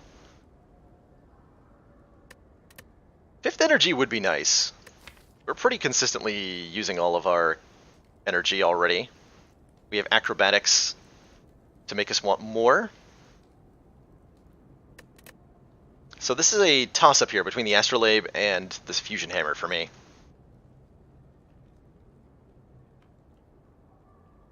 Yeah, well-laid plans definitely helps Nightmare be a lot better. Nightmare's no question a really good card against boss fights specifically. So the real question then is, does this deck need help versus the boss fight in Act 3? And I think the answer is no, we're fine. Or does it need help in the hallway fights of Act 3? And the answer is, I think, save me, oh god, save me. So I add the After Image because it'll help against stuff like Transient. It'll help against stuff like Orb Walkers that are threatening to kill us immediately.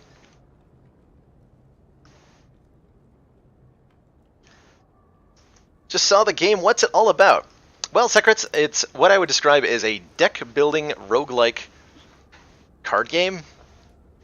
And if those terms don't mean anything to you, then maybe that description doesn't mean anything. But the basic premise is that you are an adventurer climbing through a dungeon that has 3 big acts to it. Along the way, you fight a lot of enemies and a few bosses. Combat, rather than being resolved through any sort of more traditional RPG combat, is done with a deck of cards that do stuff like block or deal damage to the enemies.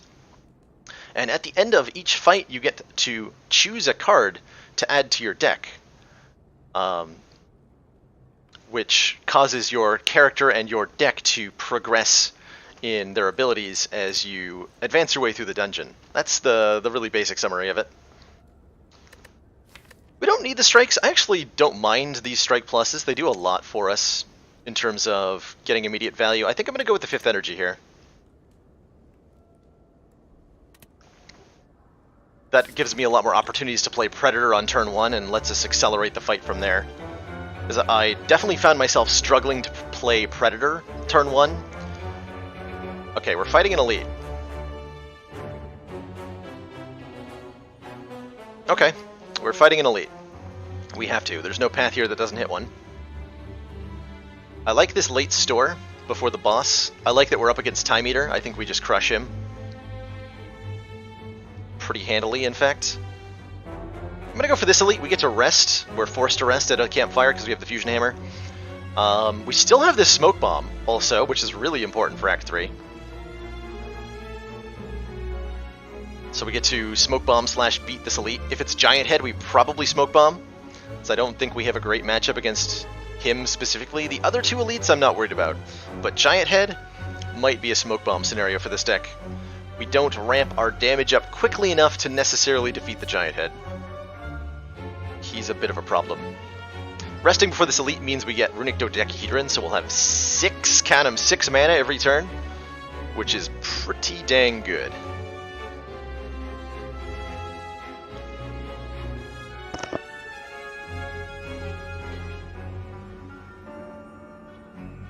I'm just making 100% sure that this is the Elite I want to fight. I believe it is. Do I want to hit question marks or hallway fights? I think we're scared of hallway fights. Reptomancer got buffed, Spire Growth got buffed. Kind of scared of those things. Yeah, I solidly recommend it, Secrets. It's a pretty amazing game. Alright, here's where I'm glad I did not remove strikes from the deck, because I can get a kill here on one of these things. Guess I'm not playing the After Image. Gonna be Predator, Strike, Strike, Defend. We'll take a little bit of damage here.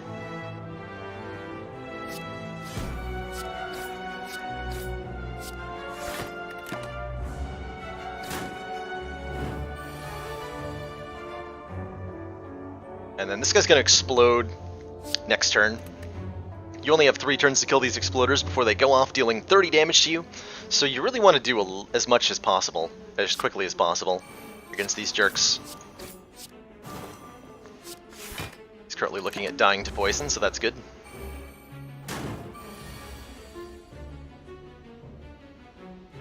Yeah, Shadow Gloom. So on Ascension 5, the 5th Ascension modifier, you heal less after boss battles, which is 75% of your missing health that you get back. So you'll always be missing a few hit points at the start on Ascension 5 or higher, which is, assuming you took any damage against the boss, which generally speaking you do. Yeah, Silly Goose. That's definitely the level of obsession I had with this game when I first got it. Alright, I can actually strike you once. Right? 9 plus 6 is 15. Yeah, we can dagger throw here. And I'll just cause that shiv not to be reshuffled.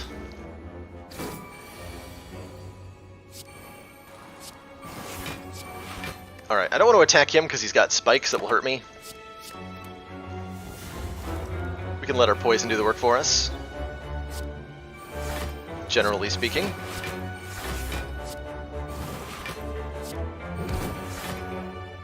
Yeah, I can hit him one more time.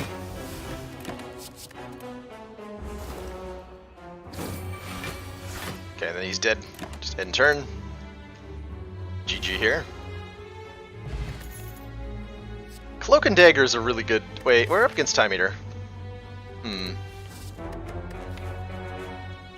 I still think Cloak and Dagger is high enough value with After Image that I want to add it to the deck right now. How has Corpse Explosion changed? So this is the current iteration of Corpse Explosion, Bloodbane. Apply 6 poison. When the enemy dies, deal damage to all enemies equal to its max hit points. This used to be remove all poison from the enemy and deal damage equal to twice the removed poison to all enemies. So previously you needed to poison an enemy and then use Corpse Explosion on them. Whereas the current iteration of Corpse Explosion, it applies some poison, but you don't need the poison effect at all to get this explosion damage. You just need to kill the target that you mark.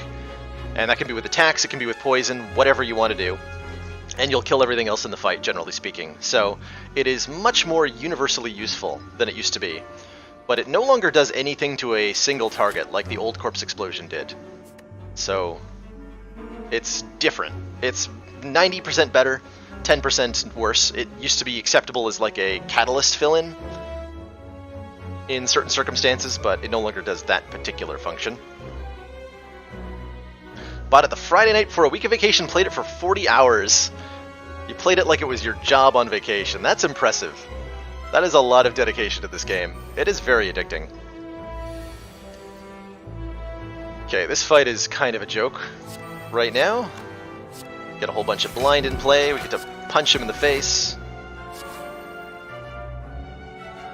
I do have to defend here. Rip that deadly poison, I guess. Oh, order. Should have played the other After Image first. My dang. But now we're getting... With 2 After Images, we get 2 block anytime we play a card. Which is just bonkers amounts of good. We could easily avoid taking any damage in this fight now. Just play all the damage cards, and that's practically enough block on its own.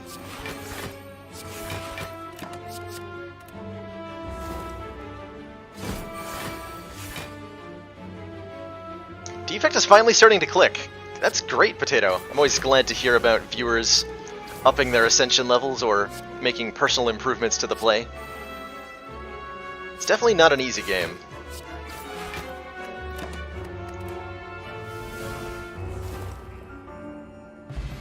Alright, a potion that does nothing. Piercing Whale is now a good card, now that we have Will-Aid plans. Specifically against Time Eater, this is going to be helpful, so I'll pick it up here. Time Eater does multi-hit attacks quite a bit, and Piercing Whale blocks 24 against him. Alright, this Winding Halls event is rude. As you slowly make your way up the twisting Twisting pathways. You constantly find yourself losing your way as the walls and grounds seem to inexplicably shift before your eyes. Constant whispering in the back of your head is not helping things either. Passing by a structure you're certain you've previously seen, that you start to question if you're going to insane, or if the impossible geography of the place is starting to get to you. You need to change something, and soon. That's what the voices say anyway, and why would they lie? So we can either embrace Madness here, which adds 2 copies of the card Madness to our deck, to make a random card in your hand cost 0 for the rest of combat.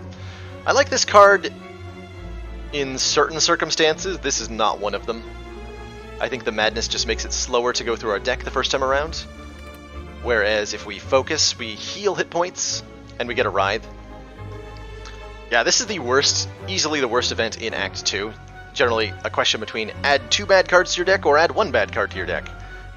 The heal is indeed going to activate Runic Dodecahedron for the next fight, which is probably why I want to take it.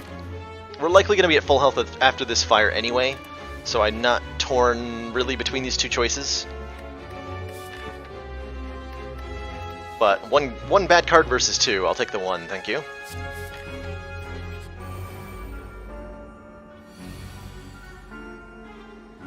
Okay, I can kill the Exploder this turn.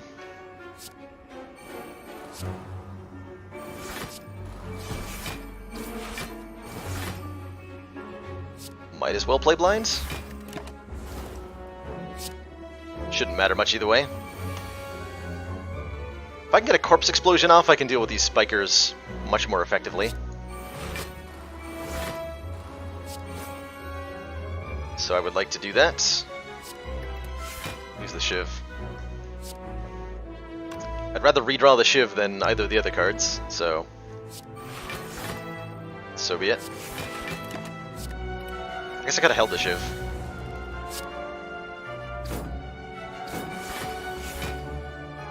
Alright, there's Corpse Explosion. So we'll Corpse Explode this bad boy.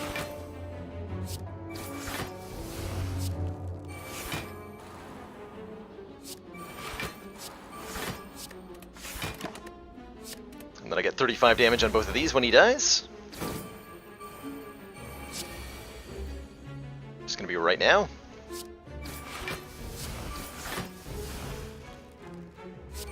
Piercing Whale so I don't take damage.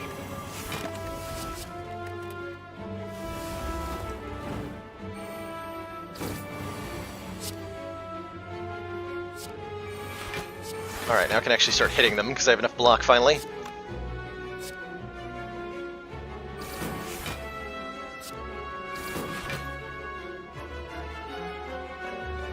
Okay, so he's going to be dead next turn.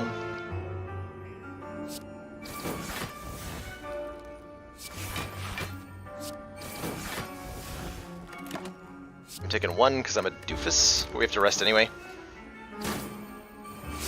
Miscalculated the damage there. So we lost our Dodecahedron if there's a fight here, which I don't think is going to be a big issue either way. Skewer could be pretty good against Time Eater. We do have a lot of energy, and that turns this into a pretty good attack. Do I have other priority upgrades? I would like to get the other After Image upgraded. How many upgrades are we going to get? Not many more. Not sure I take Skewer without being able to upgrade it reliably. I'll be able to upgrade. We'll take the Skewer here. Still pretty good damage. Alright, I just need to draw into Corpse Explosion to end this fight quickly.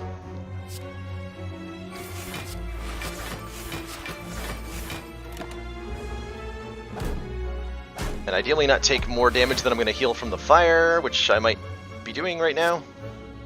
Goodness for Piercing Whale. Okay, so that's 12. Yeah, it's easy enough. Start killing the one on the end here. Doesn't matter which of those I play. Do you still have a Smoke Bomb? Oh, no more upgrades, you're right. Derp. You're not getting any upgrades. Never mind. You're right, that is absolutely not a thing that's happening. Good talk. Well, in that case, maybe I didn't want that. Oh well, we have it now.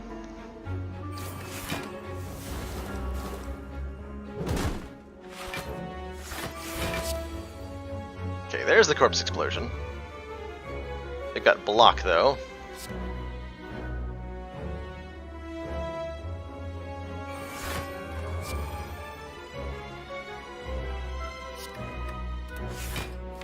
Don't have well-laid plans yet, so I have to use the corpse explosion this turn. Think I'm generating enough block here.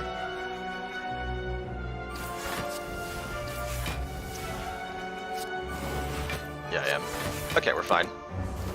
Next turn we corpse explode that guy, kill all of them. That is the goal, anyway. Skewer gets me there. Ha! And you guys said Skewer wouldn't be good. That is lethal, right? 35, yeah.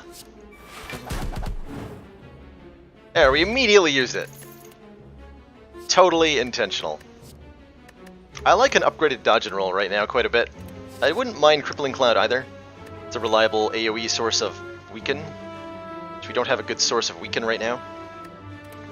So either of these cards seem fine. I like Crippling Cloud more going into an elite fight, so I'll take that. Okay, we are at full health, good. Okay, not Giant Head, also good.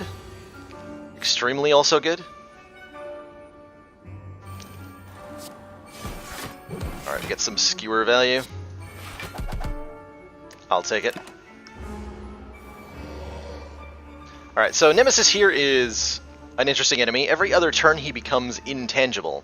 So when he's intangible, any damage that you deal to him from any source is reduced to 1. So if we hit it with a strike, you can actually see it update on the card itself. It only deals 1 damage, which is not something we particularly want to do. Looks like I'm using Piercing Wail for my block this turn. So we're going to strike him once for the 1 damage and then hold on to these 2 cards for next turn when I can actually hurt him. What's my position on letting old players talk shit about the game? If you were looking for that, Skeptical Jesus, I have a Twitch channel to recommend to you. It would be twitch.tv/JoeandRibs. That would be the best place if you're looking for somebody to denigrate the game a little bit. If you have the boot, you do 5 damage to this guy, Anawab. The boot is helpful in approximately only this fight, and very little else.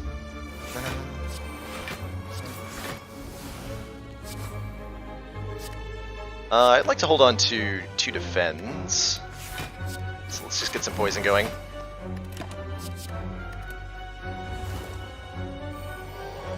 Now the ultimate memery is killing Nemesis and then having him drop the boot for you from the fight.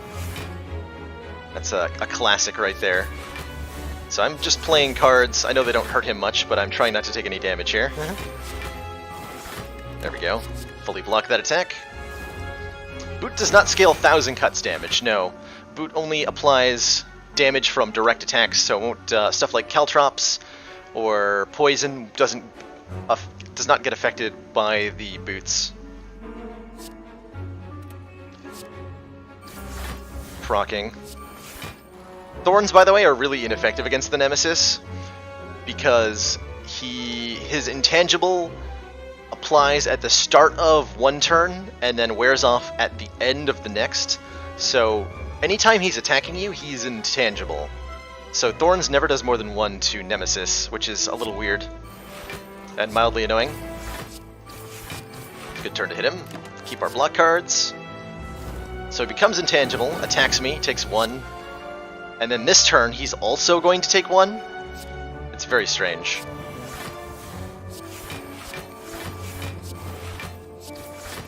Get those played.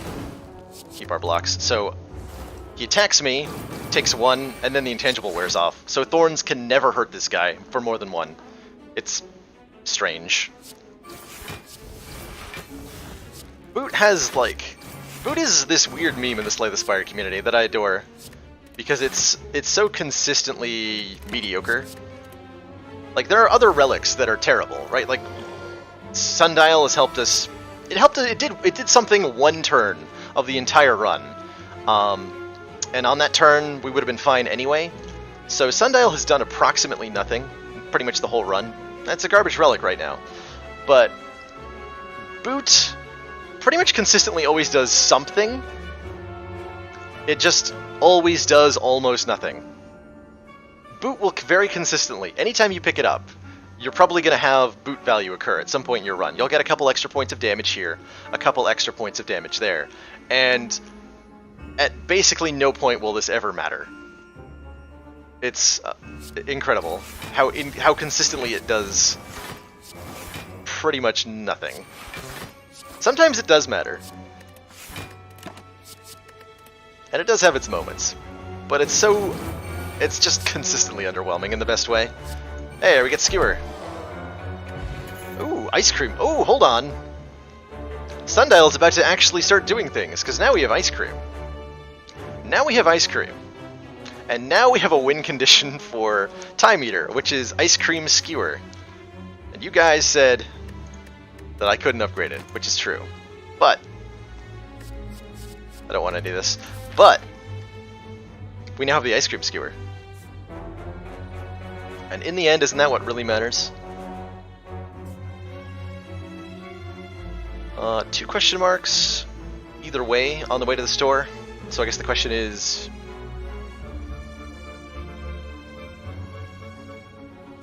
yeah, let's just hit the question marks this way. Doesn't really matter too much either way. Don't need to overthink that. Oh yeah, the real Nitzilla. Anything that causes you to play multiple cards in a turn, or like duplicate a card effect like the Necronomicon, Burst, Double Tap, etc., etc. These all do not interact very favorably with Time Eater, so you have to remember to account for them. Ice Cream Skewer doesn't sound very practical. You've never had a frozen banana on a stick, have you? That is a delicious, delicious treat right there. So I think I want to kill this Repulsor on turn 1. I don't want it to add crap to my deck.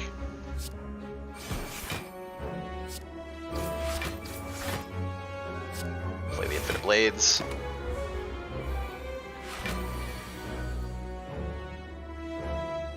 Okay, get well-laid plans. I want to make sure I dodge enough.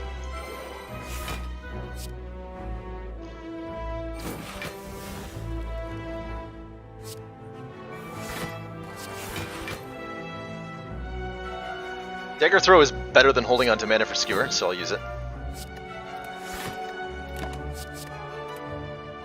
We do get to hold on to mana for Skewer here, which is nice. Does things. Oh, here we go. So long, Skewer. I don't need you right now. Got more important dates. With poison. So we got to bust through all his artifacts and start poisoning him, which is the easy way to kill this enemy.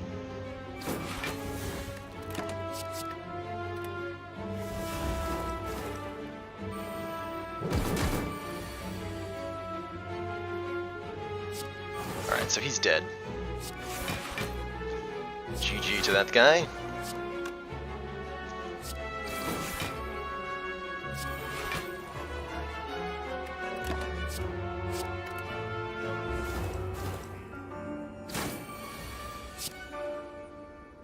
Maybe just stack poison and stuff.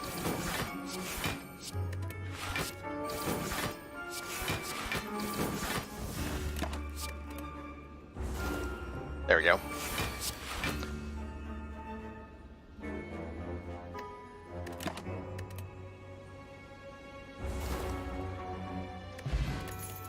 Yeah, Defez, there was a fight where we took less damage because of Sundial, but it was the... If I'm remembering correctly, that was the champ fight, so we actually healed up afterwards. So it barely mattered, but it did matter. I think this is a dash. Dash is a great card. Does damage, blocks damage. What more could you ask for? Not much.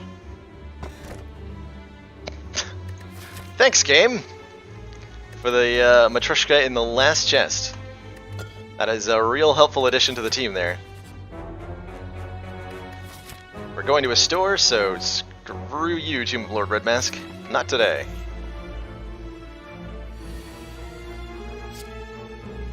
Okay, we get a bunch of powers in play. I don't have well-laid plans. I'm thinking holding on to my energy is worth more than playing either of these, though, so I'm just gonna not play them.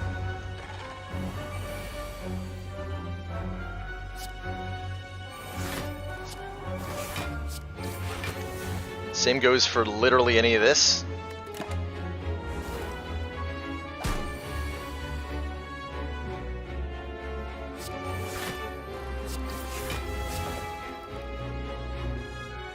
I'd love my well-laid plans.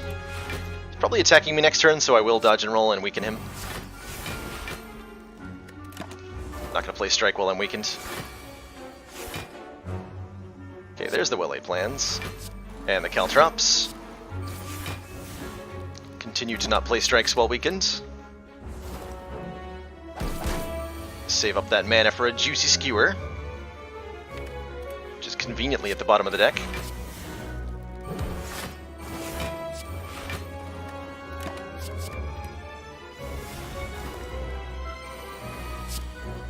"36", he says. It's a big number, Mr. Ma.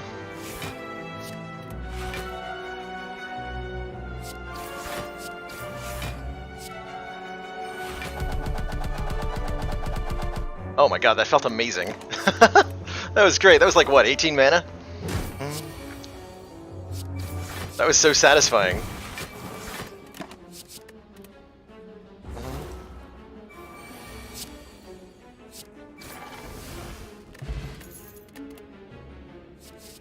Pass on all this. For Time Eater, specifically. Rest for no benefit. Alright, store, what do you have for me? Twisted Funnel. Start of each combat, apply poison to all enemies. Not very useful for the final boss. Upon pickup, gain 2 potion slots. The classic combo with Sozu.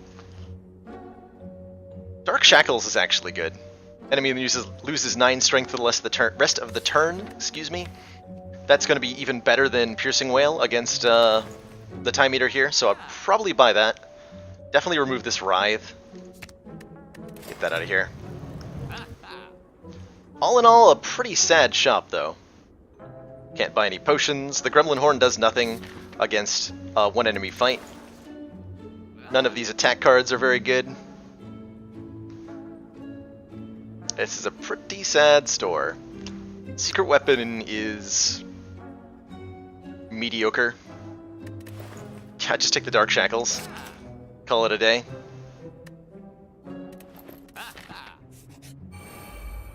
Alright, we got very easy hallway fights in Act 3. No Dex Potion. Again, reminder, I have Sozu, I cannot get potions. That's why I did go the... Otherwise I would have bought the potion belt and some potions, but there was no potion acquiring to be had. I should have bought it. We could have afforded it. Would have been an extra relic. There's no reason not to.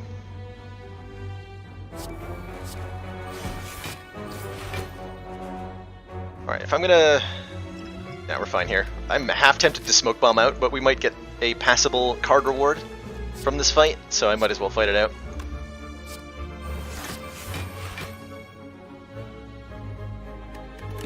No reason to play any of that. Yeah, like, I'm considering Smoke Bombing, but I'm also, like, A, not taking damage yet, and B, we're gonna heal up at the fire, because I cannot upgrade. So healing is my only option. So until I'm actually looking at real damage, there's no reason to Smoke Bomb. The only reason right now to Smoke Bomb is because it's faster.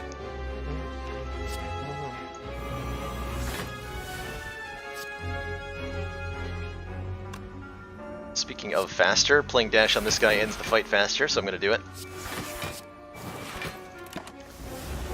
The sooner I can kill that spiker, the better.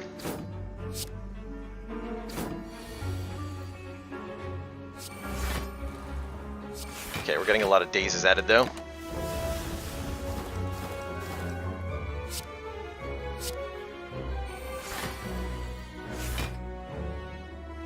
Hey, look at that skewer, though. Get skewered, son.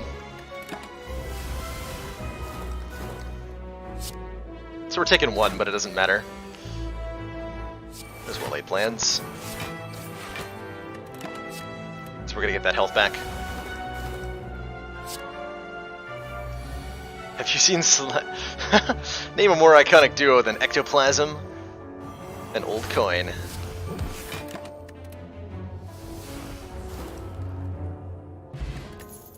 I've always been a fan of the interaction between Meat on the Bone and Red Skull, which is not even in like an actual anti-synergy.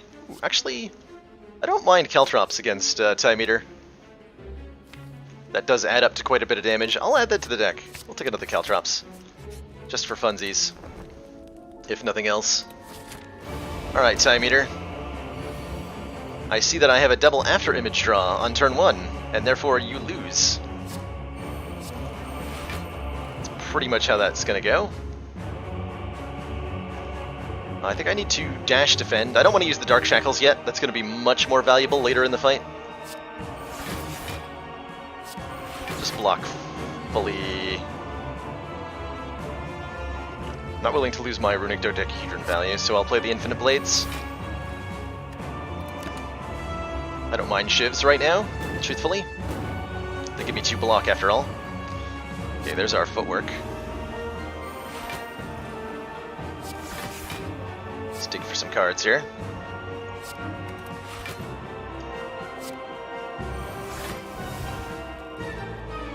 I'm okay playing three cards next turn. We'll just pass the turn. So the Time Eater, every time you play 12 cards, he ends your turn and then gains 3 points of strength. This is a very bad draw against him, by the way. So rip Runic Dodecahedron. You don't want to play more cards than necessary against him, generally speaking, because the more cards you play, the stronger he'll get.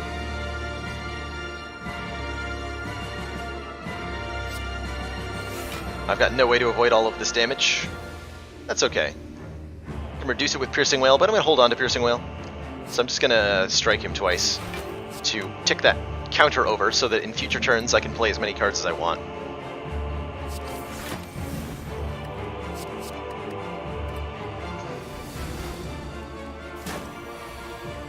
So we take a hit, but we're fine. We're going to be working probably towards a lethal skewer at some point in this fight. This is probably a Piercing Wail turn, because I've drawn 0 defense. Get some poison going here. Guess I should prevent those from being shuffled back into my deck.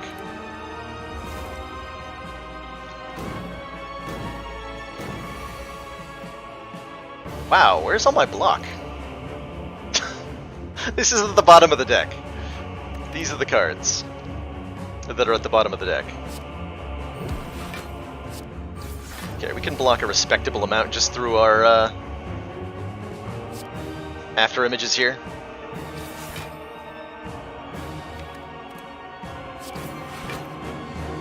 Don't want to play the other Infinite Blades. I'm okay taking this much. Let that go into the... Is the win condition specifically skewer? Doesn't have to be. Caltrops and blocking is fine. So is the poison that we have. But skewer is going to get the job done. So I'm going to play it. I'm also going to play both of these dodge and rolls because on a turn where he blocks, he also makes you vulnerable. And when he does that, he always attacks the following turn. So I'm going to play Caltrops, Caltrops, dodge and roll, hold on to Shiv Skewer here. Because I know this block is going to get used next turn. It's going to be very important next turn, because it's going to be hitting me for a lot, because I'm vulnerable. But we drew all of the defense cards in the deck, since they were all at the bottom. Go us. Maybe we get to hold on to one of them.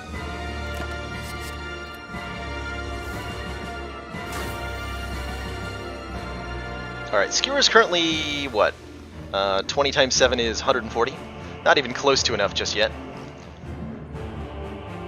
He's going to make me vulnerable again, so let's make him weak for his follow-up attack.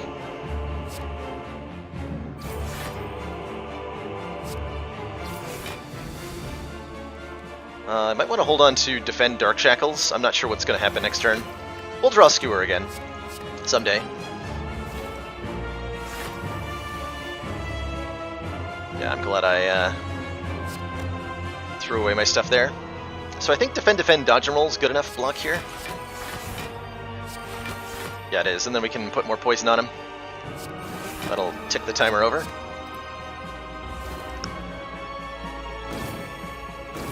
Oh, we take a little bit. A little bit's fine here. He's attacking again. That's a bit spooky. This might be our Dark Shackles turn. I think it is.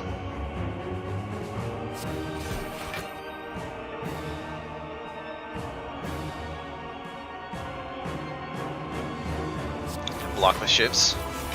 Seems acceptable.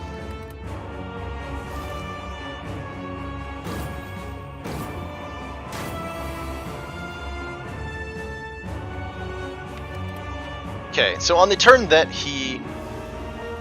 the turn after you bring him below half health, he heals up to half health and removes all his debuffs. So any damage I do this turn, if I cannot kill him, which I don't think I can, is going to be irrelevant. And any poison I do is going to be irrelevant. So I think what we want to do here is just pass the turn and hold on to our best block cards. Because any damage we do gets erased.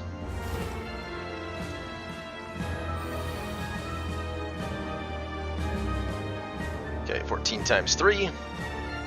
We're looking at having lethal Skewer pretty soon. 14 times 3 is, what is that, 42?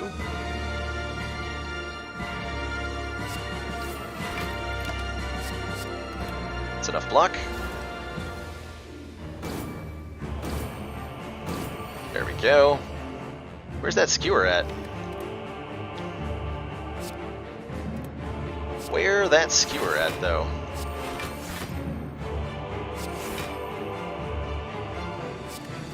Don't need these shivs. He's gonna gain strength, I'll play the other dodge and roll. Hold on to Shiv Deadly Poison.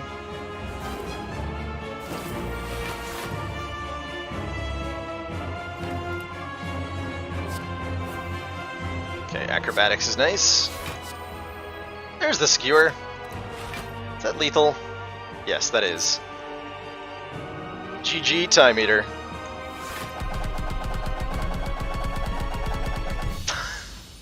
Oh man, I love that. Alright, we got justification for picking that Skewer up. Good game. Good game. Alright, that's 20-0. With Silent there. Yeah, that animation's amazing. GG. Let me just go ahead and update my title really quick. Assuming my game doesn't crash, what is happening?